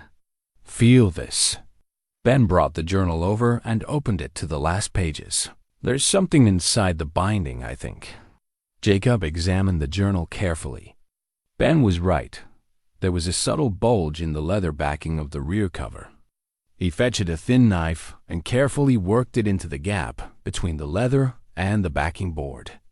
After a few minutes of delicate work, he managed to extract several folded papers that had been hidden there. Glued into the binding itself, he unfolded them with trembling fingers, the paper yellowed and brittle with age. The first was a letter, written in Sarah McAllister's elegant handwriting, but in a more hurried, emotional style than her journal entries. It was dated March 1st, 1880, just 2 weeks before the final journal entry. "My dearest boys," the letter began, "if you are reading this, then I'm gone, and I pray that you have found peace and prosperity wherever life has taken you. I write this in secret because I cannot bear the thought of you carrying the burden of anger and bitterness that I have struggled with these final years. You have often asked me why I never speak of your Uncle Dale, why I became so cold whenever his name was mentioned. I told you that we had grown apart, that he had chosen his own path, but that was not the complete truth, and you deserve to know it.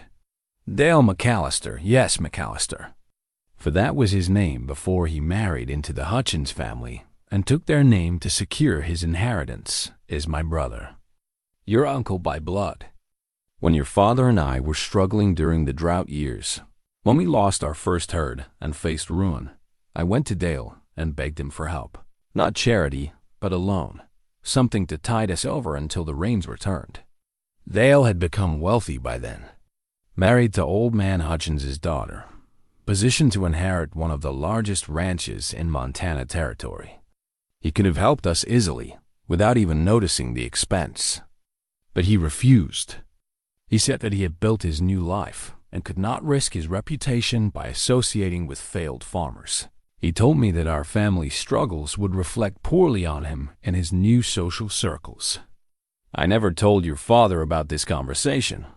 It would have broken his heart to know that his own brother-in-law valued his social standing more than family. But I want you to know, so that if you ever cross paths with Dale Hutchins, you will understand what kind of man he truly is. He abandoned us.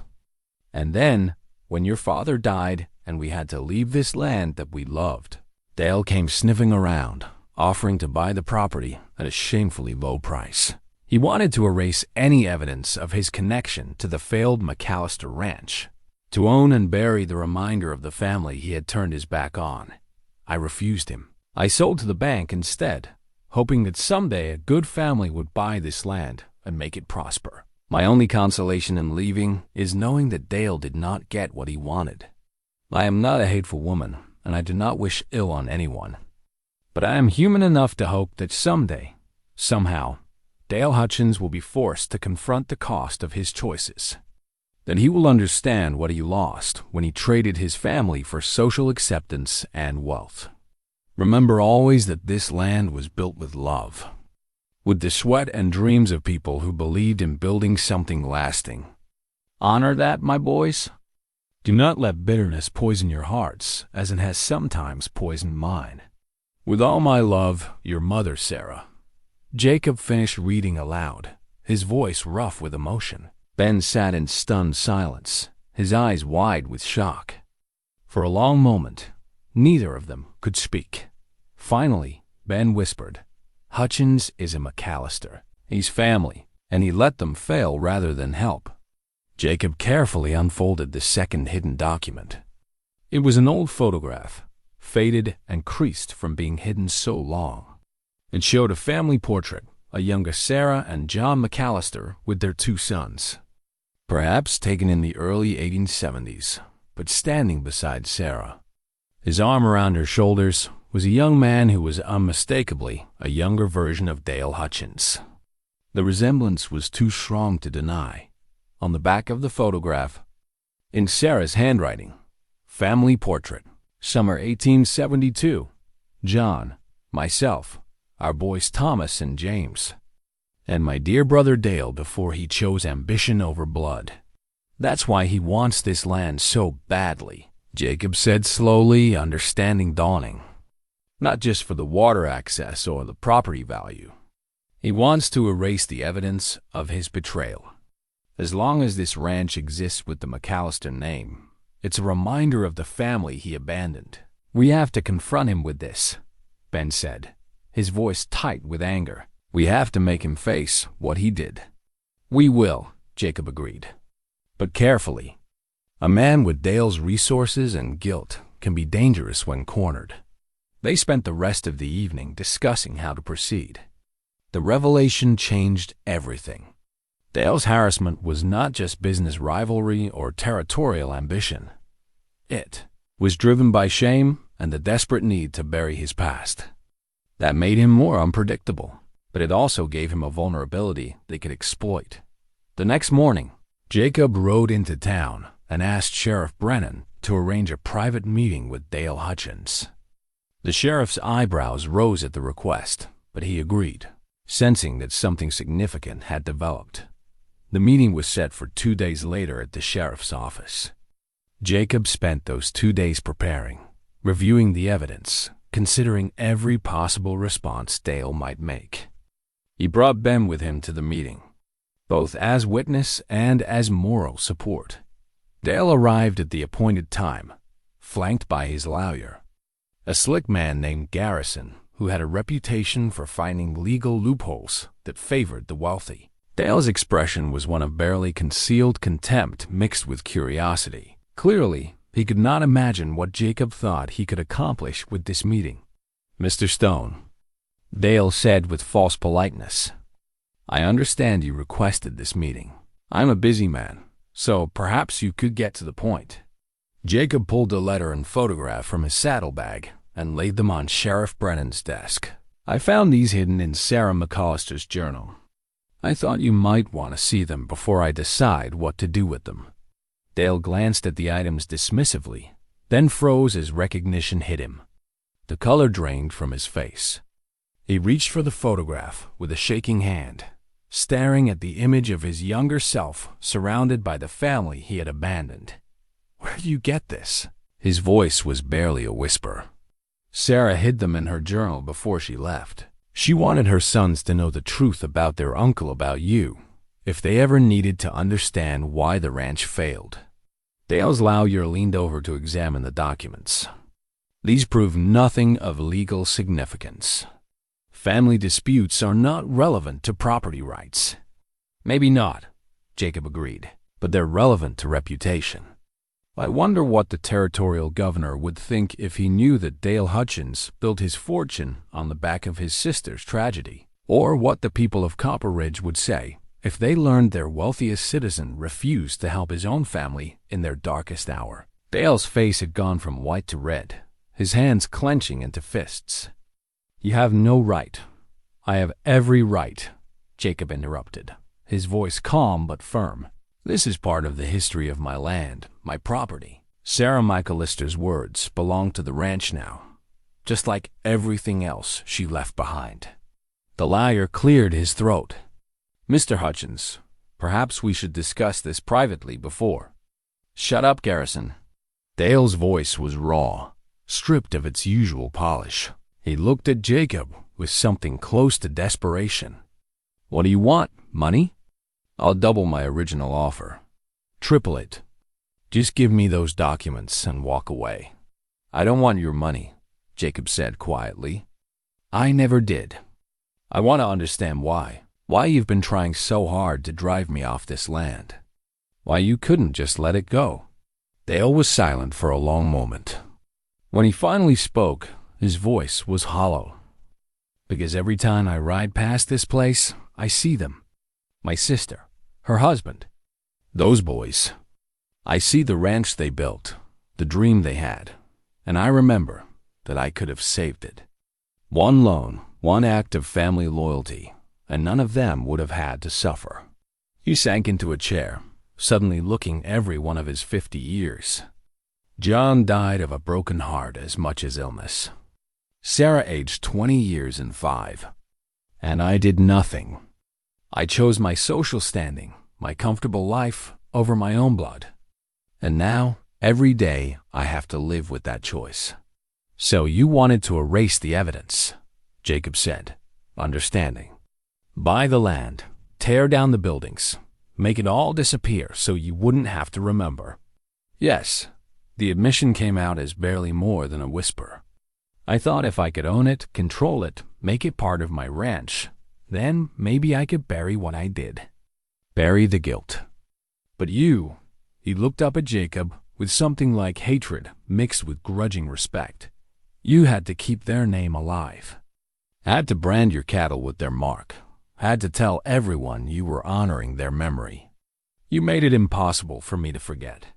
Sheriff Brennan, who had been silent throughout the exchange, spoke up. "Dale, did you poison Jacob's cow? Did you order your men to sabotage his property?" Dale's lawyer started to object, but Dale waved him off. "What does it matter now? Yes, I did those things. I've been trying to make him fail, to make him so miserable he'd have to sell, because I couldn't stand the thought of the McAllister name flourishing again while I had to watch." "That's admission of criminal activity," Brennan said gravely. "I could arrest you right now." "Then do it," Dale said bitterly. "At least in jail, I wouldn't have to see that ranch every day. Wouldn't have to be reminded of what a coward I am." Jacob looked at the broken man in front of him and felt something unexpected, not satisfaction at Dale's confession, but pity. Dale Hutchins had spent decades building wealth and influence, but he had destroyed himself in the process. He was hollow inside, eaten away by guilt and shame that no amount of money could ease. "Sheriff," Jacob said slowly, "I don't want to press charges." Everyone in the room stared at him in shock. Ben started to protest, but Jacob held up a hand. "Dale Hutchins has been punishing himself for years more effectively than any court could, and pressing charges would just give him what he wants, a way to publicly atone, to feel like he's paid his debt." He turned to Dale. "But I'm not giving you the easy way out either. You don't get to buy the land. You don't get to make this disappear. The McAllister Ranch is going to thrive, and you're going to have to watch it succeed. You're going to have to live with the knowledge that what your family built is being honored and continued by a stranger who cared more about their legacy than you did." Dale looked up at him, and for the first time, Jacob saw genuine emotion in the man's eyes, not anger or contempt, but something like relief mixed with despair. "That's a crueler punishment than anything the law could do to me." "Maybe," Jacob acknowledged, "but maybe it's also a chance. You can't change what you did, Dale. You can't bring back your sister or her husband or undo the years of suffering you caused. But you can choose what you do from here. You can keep trying to bury your shame, or you can find some other way to live with it." He picked up the letter and photograph, holding them carefully. "These are mine now, part of the ranch's history, but I'm not going to share them publicly unless you force my hand. What people learn about your past is up to you, based on how you conduct yourself going forward." Dale's lawyer leaned over and whispered urgently to his client, but Dale ignored him. He stood slowly, looking older and more tired than Jacob had ever seen him. "You're either the wisest man I've ever met or the biggest fool. I'm not sure which." "Maybe both," Jacob said with a slight smile. "But I've learned that sometimes the only way forward is through forgiveness, even when it's not deserved, even when it costs something. Elizabeth taught me that. even if it took me years to understand it.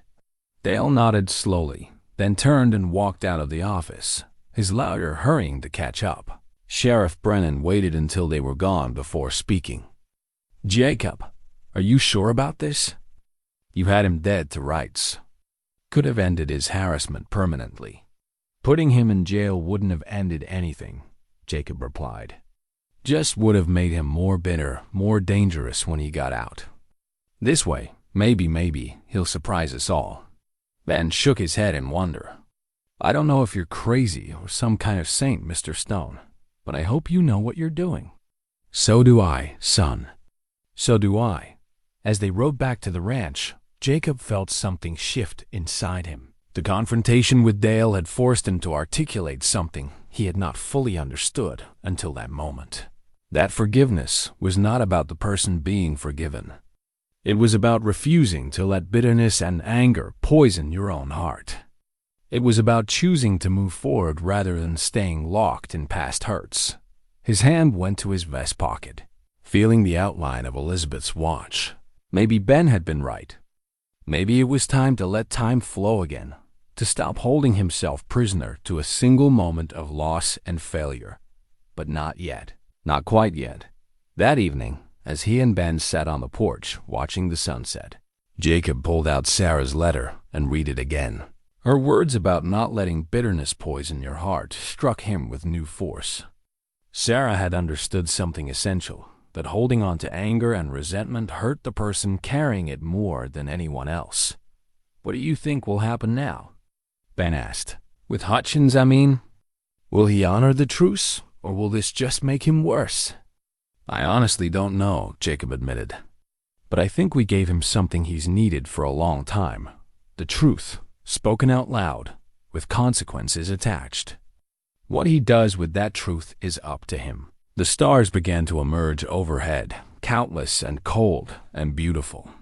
Somewhere in the distance, a coyote called, and another answered. The corn rustled in the evening breeze. Heavy with the promise of harvest, Jacob felt something he had not felt in years.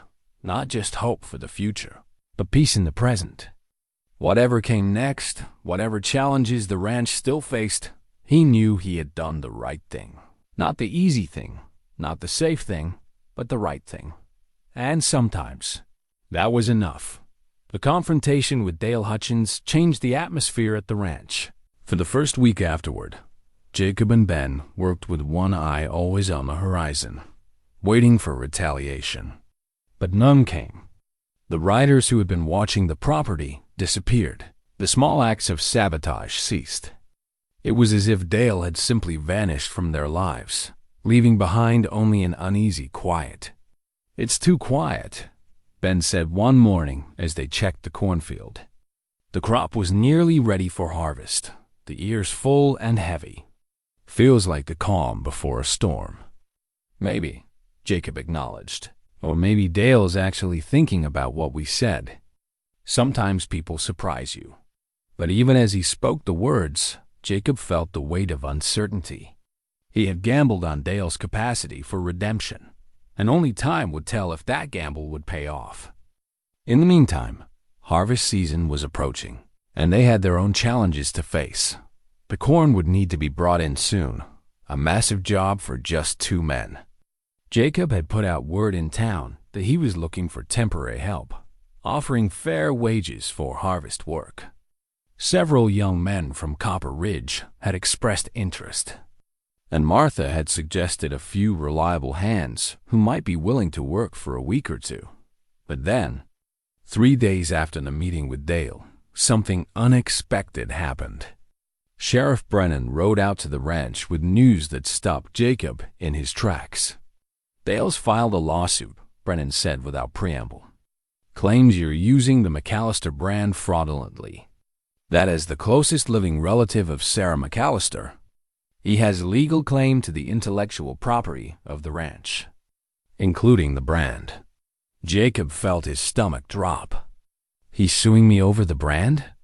His lawyer's arguing that since Dale is Sarah's brother, and her sons are presumed dead or untraceable, he's the legal heir to any McAllister property, including trademarks and brands. They're requesting an injunction to prevent you from using the brand until the matter is settled in court. Ben swore colorfully, but Jacob just stood there, trying to process the news. This was worse than physical sabotage. This was Dale using the law as a weapon, attacking the very heart of what the ranch represented. Without the McAllister brand, Jacob would have to rebrand all his cattle, would lose the connection to the ranch's history that had meant so much to the community. When's the hearing? Jacob asked quietly. 3 weeks. Territorial judge is making his circuit, and Dale's lawyer managed to get it on the docket fast. Brennan's expression was sympathetic but worried. Jacob, this is serious.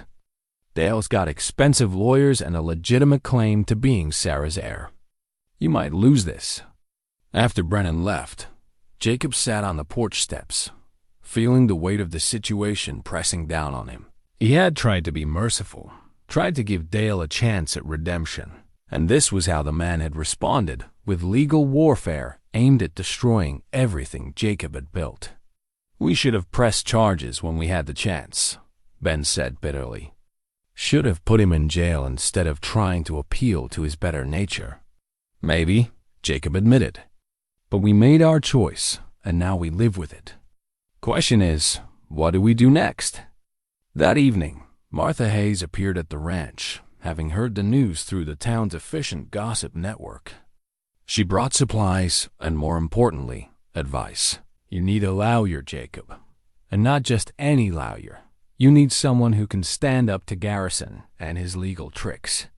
I can't afford that kind of lawyer. Jacob said honestly, maybe you don't have to. Martha's eyes glinted with something like determination. There's a young lawyer in Helena, name of Samuel Brooks. He grew up poor, worked his way through law school, and he's got a reputation for taking on cases where the little man is getting crushed by the powerful. I'm going to write him a letter tonight. Explain your situation. Can't promise he'll take the case, but it's worth trying. Why would he help me? Because, Martha said firmly, your story matters. What you're doing here, bringing this ranch back to life. Honoring the memory of good people. Standing up to a bully. That's the kind of thing Sam Brooks cares about. He's not in it for the money. He's in it for justice. True to her word, Martha sent the letter that night. While they waited for a response, Jacob threw himself into preparing for harvest. He hired 3 local men who had worked harvest before, and together they began making plans for bringing in the crop. The work was elaborate and would require perfect timing. Corn had to be harvested when the moisture content was right. Not too wet and not too dry. But even as Jacob planned the harvest, his mind kept returning to the lawsuit. The more he thought about it, the more he understood Dale's strategy. The brand case was just the opening move. If Dale could establish himself as the legal heir to the McAllister estate, he could potentially claim rights to the entire property, arguing that the bank had no authority to sell what might be family land held in trust on. It was brilliant and ruthless. The work of Garrison's clever legal mind, finding the one vulnerability in Jacob's position. The question of inheritance and rightful ownership. 5 days later, Samuel Brooks arrived at the ranch. He was younger than Jacob expected, perhaps 35, with keen eyes and a directness that reminded Jacob of Sheriff Brennan. He had ridden out from Helena immediately upon receiving Martha's letter. Intrigued by the case, Brooks spent 3 hours reviewing every document Jacob had: the deed, the journal, the hidden letter, the photograph, Jacob's records of sabotage and harassment. He asked pointed questions, took detailed notes, and occasionally muttered to himself as he worked through the legal implications. Finally, he looked up at Jacob with a grave expression. Mr. Stone, I'm going to be honest with you. This is a difficult case. Dale Hutchins does have a legitimate claim as Sarah McAllister's closest traceable relative. Under Montana territorial law, intellectual property like brands can be considered part of an estate, potentially inheritable. Jacob's heart sank, but Brooks held up a hand. However, there are several strong arguments we can make in your defense. First, the brand was attached to the physical property, and the bank had clear authority to sell the property with all fixtures and appurtenances, which could include the brand. Second, Dale's abandonment of his family and his name change could be argued as a voluntary relinquishment of any claim to the McAllister name and estate. Third, and most importantly, you've been using the brand in good faith, improving the property and honoring the McAllister legacy in a way Dale never did. Will that be enough? I don't know, Brooks admitted. But I'll tell you this. I've read Sarah's letter, and I've seen what you've built here. This isn't just about a brand or a piece of property. It's about what it means to be a steward of someone's legacy, about earning the right to carry on someone's name through your actions rather than just your bloodline. He smiled slightly. That's the kind of case I became a lawyer to argue. So yes, Mr. Stone, I'll represent you. And we're going to fight this with everything we've got. The relief Jacob felt was overwhelming, but it was tempered by worry about cost. When he tried to discuss payment, Brooks waved him off. We'll work something out after we win. And we are going to win, Mr. Stone, because the law isn't just about technicalities and bloodlines. It's also about justice and common sense. We just have to make the judge see that.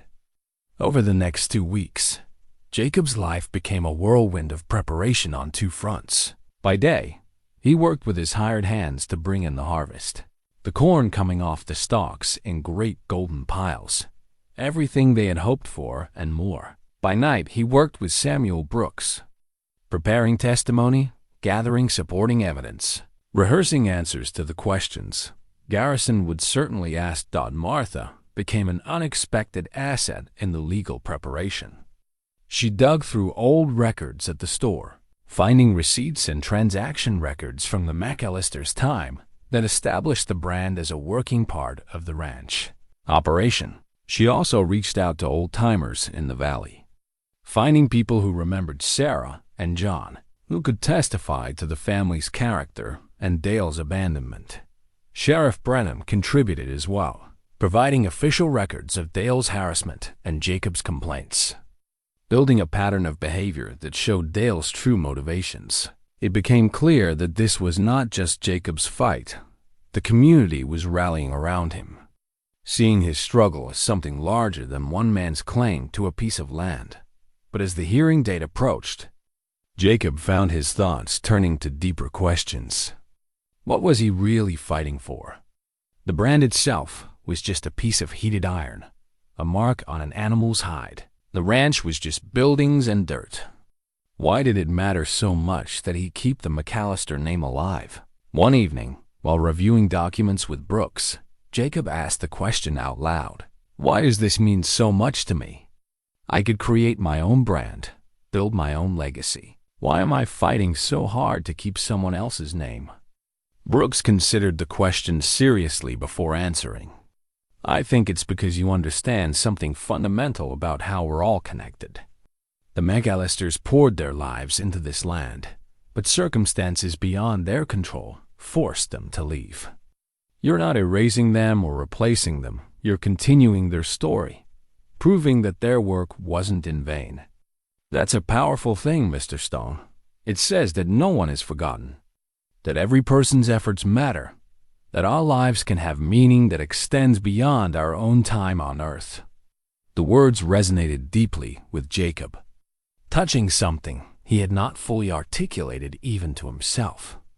This was about more than property or pride. It was about being part of something larger than himself, about honoring the connection between past, present, and future. It was about refusing to let good work and good people be forgotten. The night before the hearing, Jacob sat alone on the porch, watching the stars wheel overhead. The harvest was in, safely stored in the repair barn, more than enough to pay his debts and see them through winter.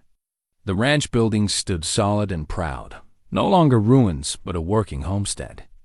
The cattle bore the McAllister brand, and the land was green and productive again. He had done what he set out to do. He had brought the ranch back to life. Whether or not he kept the McAllister name, that accomplishment was real, and could not be taken away. But he wanted to keep the name, wanted it with an intensity that surprised him, because keeping it meant that Sarah and John's dream lived on, that their suffering and loss had not been the end of the story. It meant that redemption was possible, that broken things could be mended, that the past could inform and enrich the future rather than simply haunting it. Jacob reached into his vest pocket and pulled out Elizabeth's watch. He held it in the moonlight, looking at the hands frozen at 3 o'clock. For 6 years, he had kept this watch stopped, unable to let time move forward past the moment of his greatest loss. But now, sitting on the porch of a ranch he had restored, surrounded by evidence of his own capacity for renewal, he understood something new. Time was going to move forward whether he was ready or not. The question was whether he would move with it or remain forever locked in the past. Elizabeth was gone, and nothing could change that. But he was still here, still alive, still capable of building and creating and loving. Keeping the watch stopped did not honor her memory. It dishonored her life by suggesting that nothing good could come after her death. With shaking fingers, Jacob found the winding stem and began to turn it. Click by click, the mechanism tightened. Then he adjusted the hands to match the actual time, 10:30 in the evening. He held the watch to his ear and heard what he had not heard in 6 years, the steady, faithful tick of time passing, of life continuing, of possibilities unfolding. Tears ran down his weathered face, but they were not entirely tears of grief. They were tears of release, of letting go, of finally accepting that he deserved to live fully even though Elizabeth could not be with him. He could honor her memory not by staying frozen in loss, but by embracing life with the same courage and optimism she had shown. "I'm sorry it took me so long," he whispered to the night, to her memory, to the universe. "But I think I'm finally ready to move forward. I think I'm finally ready to let myself be happy again." The watch ticked steadily in his palm, marking the passage of seconds, minutes, hours, all the time he had left to build and love and live. Tomorrow he would walk into a courtroom and fight for the right to keep the McAllister name. But tonight, he had finally made peace with his own past. And whatever happened in that courtroom, he knew now that he would be all right. He had survived the worst, had rebuilt from ruins, had learned to open his heart again. He was not the broken man who had ridden onto this property 6 months ago. He was stronger, wiser, more whole. He was ready for whatever came next. The territorial courthouse in Copper Ridge was packed when Jacob arrived with Samuel Brooks and Ben. Word had spread throughout the valley about the case, and it seemed like half the town had turned out to watch. Martha Hayes sat in the front row, her expression determined. Sheriff Brennan stood against the back wall, his arms crossed. Even some of the men Jacob had hired for harvest had come, their presence a quiet show of support. Dale Hutchins arrived with his lawyer Garrison. Both men dressed in expensive suits that made Jacob acutely aware of his own simple clothing, his best shirt and pants, clean but clearly the clothes of a working man. Dale's expression was carefully neutral, but Jacob caught a flicker of something in his eyes when he saw the crowd. Surprise, perhaps, or maybe fear. Judge William Hartford presided, a stern-faced man in his 60s with a reputation for fairness, but also for strictly interpreting the letter of the law. He called the court to order and listened as Garrison laid out Dale's case with practiced eloquence. "Your Honor, this is a simple matter of inheritance law," Garrison began. "Dale Hutchins is the sole surviving relative of Sarah McAllister, whose family owned and operated the ranch in question for over 15 years. The McAllister brand is intellectual property that belongs to the McAllister family estate. My client, as the legal heir, has the right to control the use of that brand. Mr. Stone, whatever his good intentions, is using property that does not belong to him." Garrison presented documents establishing Dale's relationship to Sarah, along with records showing that Sarah's sons had never been located after the family left Montana. He argued smoothly and confidently, painting Jacob as a well-meaning but legally ignorant man who had overstepped his rights. When it was Samuel Brooks's turn, he stood slowly, taking a moment to look around the courtroom before speaking. "Your Honor, my colleague is correct that this case involves inheritance law, but it also involves something more fundamental, the question of what we owe to the past and who has the right to claim a legacy." Brooks pulled out the letter Sarah had hidden in her journal. "I would like to enter into evidence a letter written by Sarah McAllister 2 weeks before she left this valley.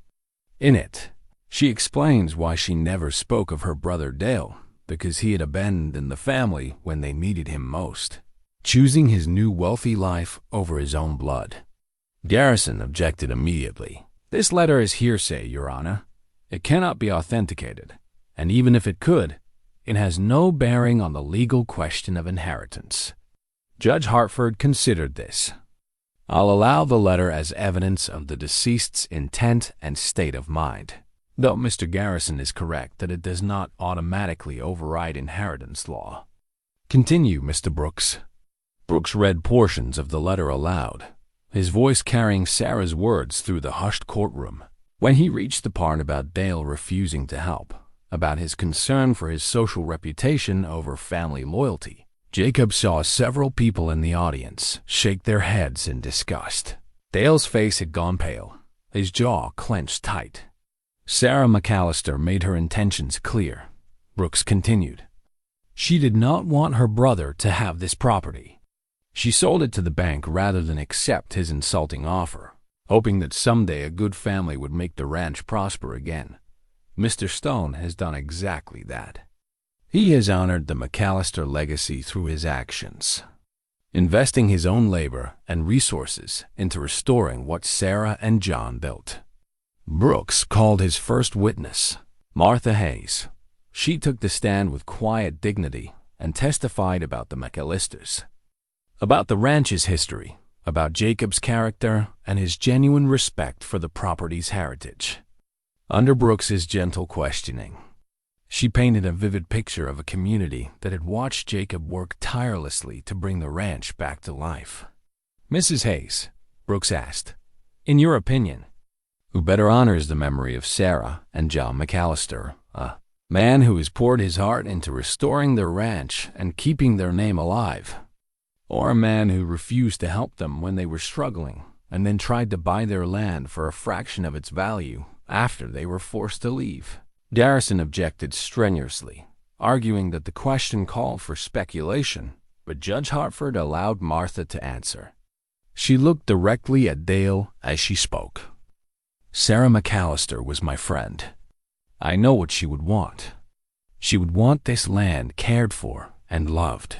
She would want the McAllister name associated with good work and honest labor. Mr. Stone has given her that. Her brother never did." Sheriff Brennan was called next, testifying about the pattern of harassment Jacob had endured, the sabotage, the poisoned cow, Dale's public threats, and private intimidation. He presented his records methodically, building a damning picture of Dale's behavior over the past months.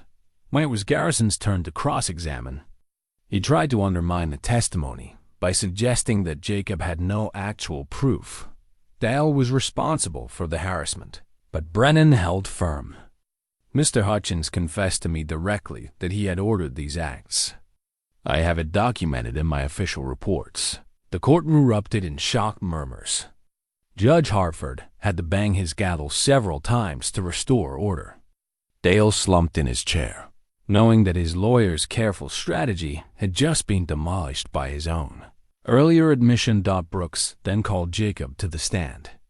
As Jacob swore to tell the truth, his hand resting on the Bible, he felt surprisingly calm. This was his moment to tell his story, to explain why the ranch and the McAllister name meant so much to him. Brooks led him through his testimony carefully. Jacob described his arrival at the abandoned property, the state of ruin he had found, his decision to restore rather than replace. He talked about discovering Sarah's journal, about learning the history of the family who had built the ranch, about his choice to honor their legacy by keeping their brand alive. "Mr. Stone," Brooks asked, Why did you decide to keep the McAllister brand rather than creating your own? Jacob thought carefully before answering. Because this land has a history that matters. Sarah and John McAllister poured their lives into this place. They suffered and struggled and ultimately lost everything through no fault of their own. But the work they did was real and good. The buildings they constructed, the fields they cleared, the legacy they tried to build, all of that deserved to be remembered and honored. He paused, gathering his thoughts. I've lost things too, Your Honor. I had a ranch once, and a wife I loved more than life. I lost both of them, and I spent years drifting, thinking my life was over. But when I came to this land and read Sarah's words, I understood something. Our losses don't have to be the end of the story. We can build on what came before. We can honor the people who tried and failed. We can prove that their efforts weren't in vain. The courtroom was absolutely silent as Jacob continued. The McAllister brand isn't just a mark on an animal's hide. It's a symbol of perseverance and hope. It says that this land has been loved and cared for, that good people tried to make something lasting here. I'm just trying to continue that story, to prove that broken things can be mended and abandoned dreams can be fulfilled, even if not by the people who first dreamed them. When Garrison cross-examined, he tried to shake Jacob's testimony, suggesting that his motivation was really about profit, about using the McAllister name for marketing purposes. But Jacob answered each question calmly and honestly, never losing his composure, always bringing the conversation back to respect, legacy, and stewardship. Finally, Garrison asked the question he clearly thought would undermine everything. Mr. Stone, isn't it true that you have no legal right to the McAllister name? That no matter how much you claim to honor their memory, you are not and never will be a McAllister? Jacob met his gaze steadily. That's absolutely true, Mr. Garrison. I'm not a McAllister by blood or by law. But I believe I've earned the right to be a steward of their legacy through my actions, through my respect for what they built, through my determination to make their dream succeed where circumstances prevented them from doing so themselves. He turned to look at Judge Hartford. Your Honor, I don't claim to own the McAllister name. I claim only the right to honor it, to use it in the service of making this land prosper, as Sarah and John always hoped it would. If that's not enough in the eyes of the law, then I'll accept your judgment. But I'll never stop believing that what I've done is right. The testimony concluded, and Judge Hartford called for a brief recess before closing arguments. As Jacob stepped down from the witness stand, he felt Ben's hand on his shoulder, a gesture of solidarity and pride. Martha smiled at him through tears, and even Sheriff Brennan gave him a subtle nod of approval. Whatever the judge decided, Jacob knew he had spoken the truth from his heart. He had explained why the ranch and its history mattered, why legacy and memory were worth fighting for. The rest was out of his hands, placed in the careful deliberation of the law and the wisdom or lack thereof of one territorial judge. As they waited for court to reconvene, Jacob pulled out Elizabeth's watch and checked the time. It was ticking steadily, faithfully marking the passage of moments, the flow of life continuing forward. He smiled slightly, finding comfort in that steady rhythm, in the reminder that time moved on regardless of individual victories or defeats, that life continued with all its possibilities and challenges. He was ready for the verdict, whatever it might be. The courtroom settled as Judge Hartford returned to the bench. The air was thick with tension, every person present leaning forward slightly, waiting for the words that would determine the fate of the McAllister ranch and everything Jacob had built. But before Hartford could speak, there was a commotion at the back of the room. Dale Hutchins stood abruptly, his face ashen, his hands trembling. His lawyer grabbed his arm, trying to pull him back down, but Dale shook him off. Your Honor. Dale's voice was rough, uncertain. May I address the court? Judge Hartford's eyebrows rose. Mr. Hutchins, this is highly irregular. You have legal representation. I know, Your Honor, but there's something I need to say. Something that should have been said years ago. Dale stepped forward, and Garrison made a desperate grab for his client's coat, whispering urgently. But Dale ignored him completely. Hartford studied Dale for a long moment, then nodded slowly. Very well, but I warn you, anything you say becomes part of the official record. I understand. Dale walked to the front of the courtroom, standing in the open space before the judge's bench. He did not look at Jacob, could not seem to meet anyone's eyes. When he finally spoke, his voice carried the weight of years of suppressed guilt. My name is Dale Hutchins now, but I was born Dale McAllister. Sarah was my sister, my older sister, the one who raised me after our parents died. She was more than a sister, really. She was like a mother to me. He paused, swallowing hard. And I abandoned her when she needed me most. The courtroom was absolutely still. Even Garrison had stopped trying to intervene, realizing that whatever was happening was beyond his control now. Everything in that letter Sarah wrote, it's all true. When she came to me during the drought years, when she begged me for help to save the ranch, I turned her away. I was ashamed of my connection to struggling farmers. I had married into wealth, taken the Hutchins name, built a new life where I was respected and powerful, and I convinced myself that helping Sarah would jeopardize all of that. Dale's voice cracked slightly. But the truth is, I was just a coward. I was afraid that people would see where I came from, that they would think less of me if they knew my family was failing. So I chose my reputation over my blood.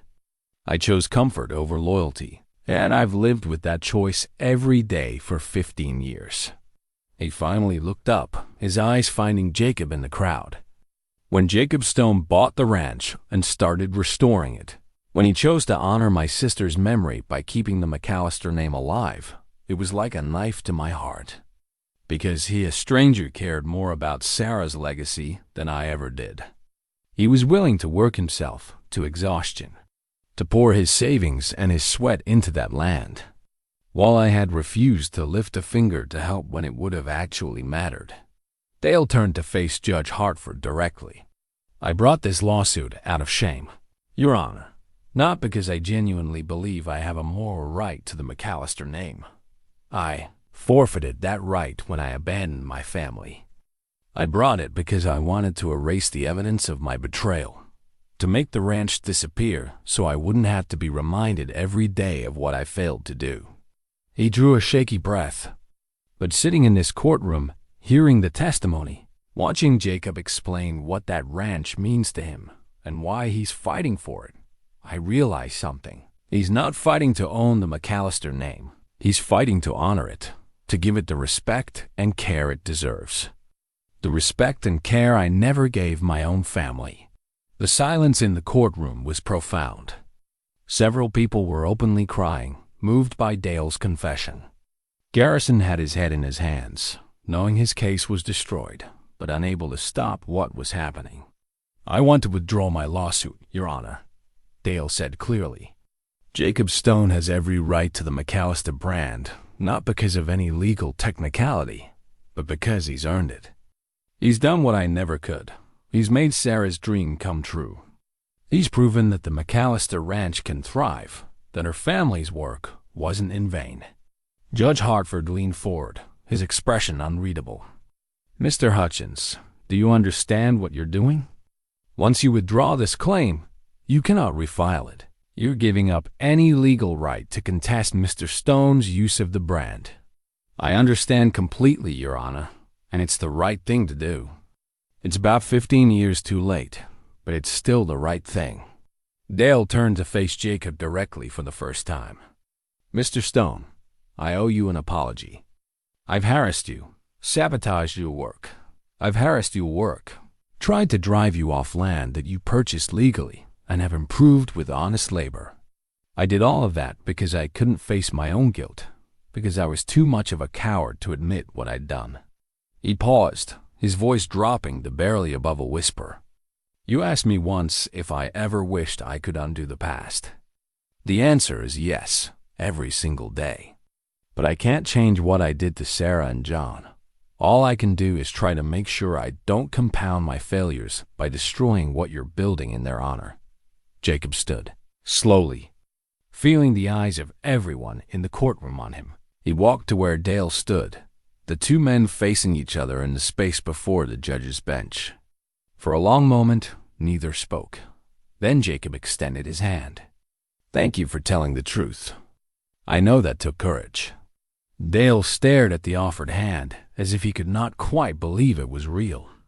"I don't deserve your forgiveness." "Maybe not," Jacob agreed, "but I'm offering it anyway. Because I've learned something these past months. Holding on to anger and guilt doesn't honor the people we've lost. It just keeps us trapped in the past. Sarah wouldn't want that for you, any more than my wife would want it for me." Slowly, hesitantly, Dale took Jacob's hand. The handshake was brief, awkward, weighted with years of complicated emotion, but it was genuine, a first step towards something that might, with time, become reconciliation.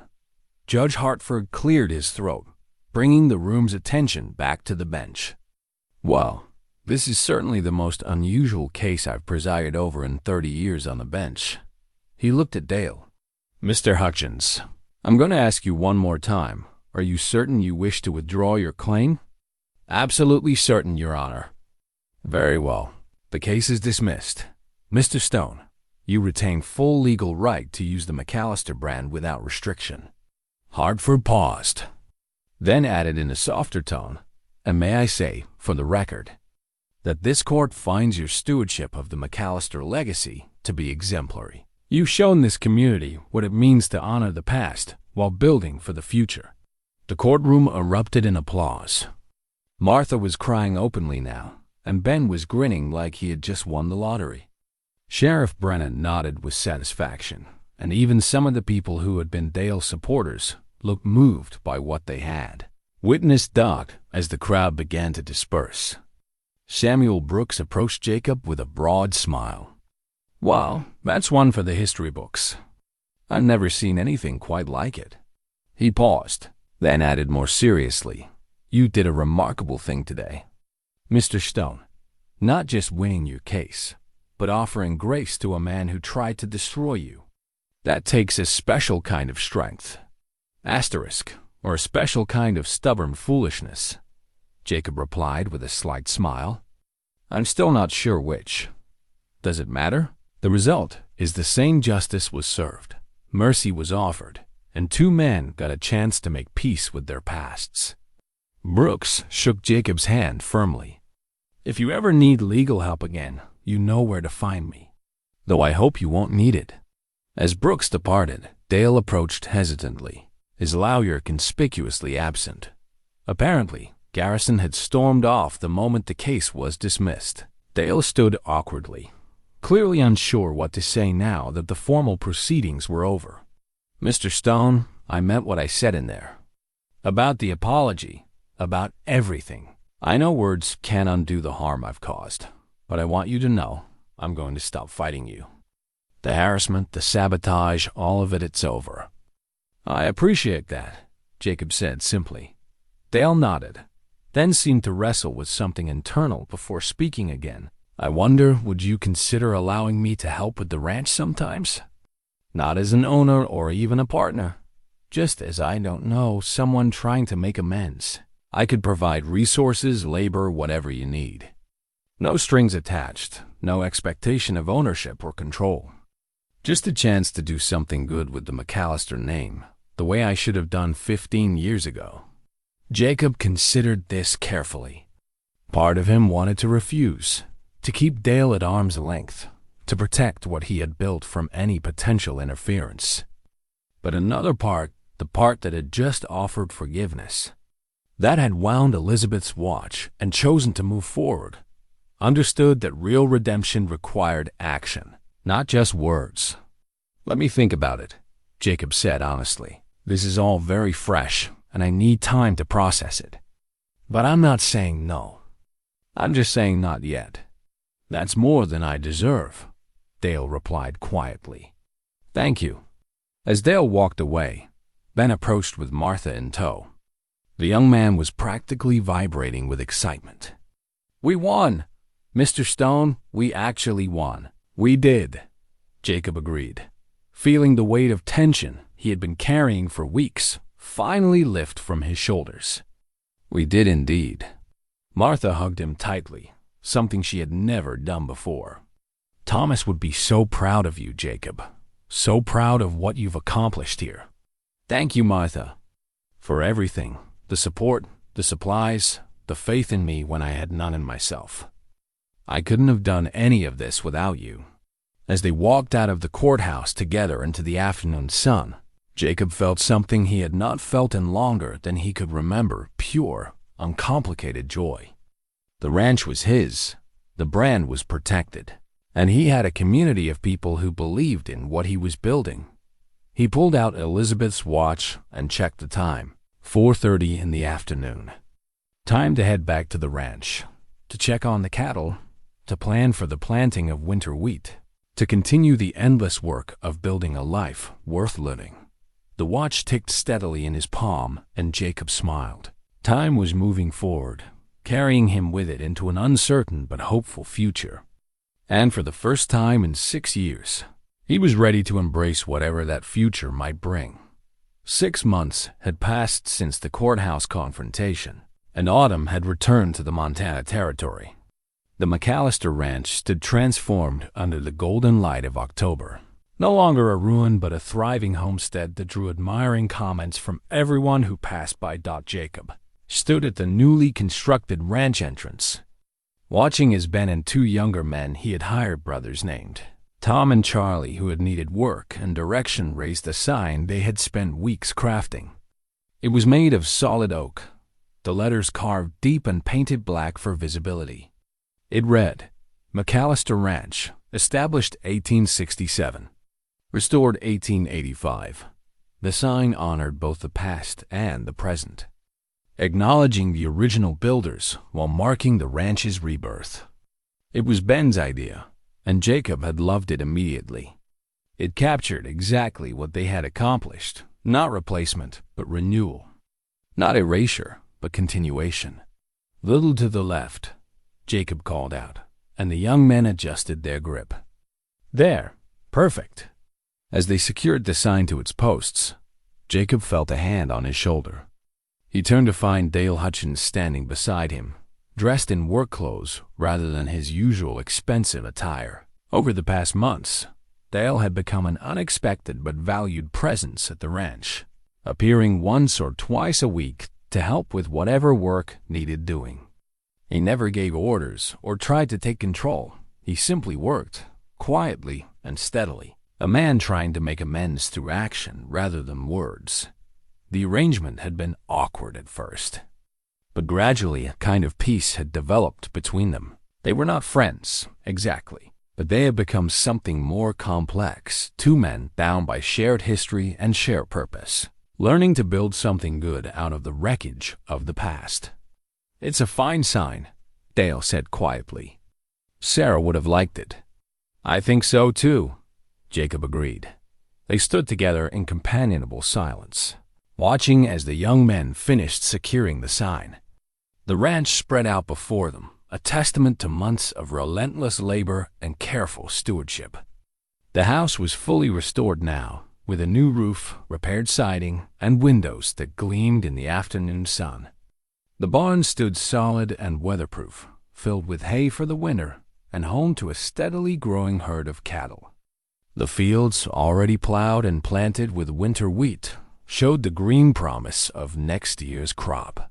But more than the physical improvements, the ranch had become something Jacob had never quite expected, a home not just for himself, but for others who needed one. Ben had become like a son to him. The young man's reading skills now advanced enough that he helped Jacob with the ranch accounts and correspondence. Tom and Charlie, 2 brothers who had been drifting through the territory with no clear direction, had found purpose in the steady work and the community Jacob was building. Even Martha Hayes spent Sunday afternoons at the ranch now, bringing supplies and staying for dinner, filling the house with warmth and laughter that had been absent for too many years. Sheriff Brennan rode up as the sign was being admired. Dismounting with a smile. Heard you were raising the new sign today. Wanted to see it myself. He studied the carved letters approvingly. Fine work. The whole valley's talking about what you've done here. Jacob, you've become something of a legend. The man who brought the dead ranch back to life. It was never dead, Jacob replied. Just sleeping. Just waiting for someone to care enough to wake it up. As the sun began its descent toward the western mountains, the small group gathered on the newly rebuilt porch for an impromptu celebration. Martha had brought food from town: fresh bread, smoked ham, apple pie made with fruit from her own tree. Dale contributed a bottle of whiskey he'd been saving for a special occasion. The young men brought their music. Charlie played fiddle while Tom sang in a clear, pleasant-voiced Dot. It was a simple gathering, nothing fancy or formal. Just people who had come to care about each other, sharing a moment of joy and accomplishment. As they ate and talked and listened to the music, Jacob felt a profound sense of gratitude wash over him. He had come to this place broken and alone, expecting nothing but hard work and solitude. Instead, he had found family, community, purpose, everything he thought he had lost forever when Elizabeth died. Dot, as the evening deepened and the first stars appeared. The others gradually departed, until only Jacob and Ben remained on the porch. They sat in comfortable silence, two men who had traveled different roads to arrive at the same place, a ranch that represented second chances and new beginnings. Mr. Stone, Ben said eventually, I've been thinking about something, and I wanted to ask your permission. What's that? I'd like to write to my sister Sarah, tell her about this place, about what we're building here. And I'd like to invite her to come visit, maybe even stay if she wants. She's still with our aunt in Cheyenne, but I think maybe she'd like to have a real home, a place where she feels safe and wanted. Jacob felt his throat tighten with emotion. Ben had been sending occasional letters to his sister, short notes to let her know he was all right. But this was different. This was Ben claiming his place here as permanent, as home, and offering to share that home with the family he still had. I think that's a fine idea, Jacob said warmly. This place has room for anyone who needs it. Your sister would be welcome here. Ben nodded, clearly relieved and pleased. Thank you. For everything, really. You saved my life, Mr. Stone, not just by giving me work, but by showing me that good men still exist in the world, that it's possible to build something decent and true, even when everything seems hopeless. You saved mine too. Ben, you reminded me that I still had something to offer, that my life wasn't over just because I'd lost what I loved. We saved each other, I think. They sat together as the night deepened, the ranch quiet around them except for the sounds of cattle settling and the wind moving through the grass.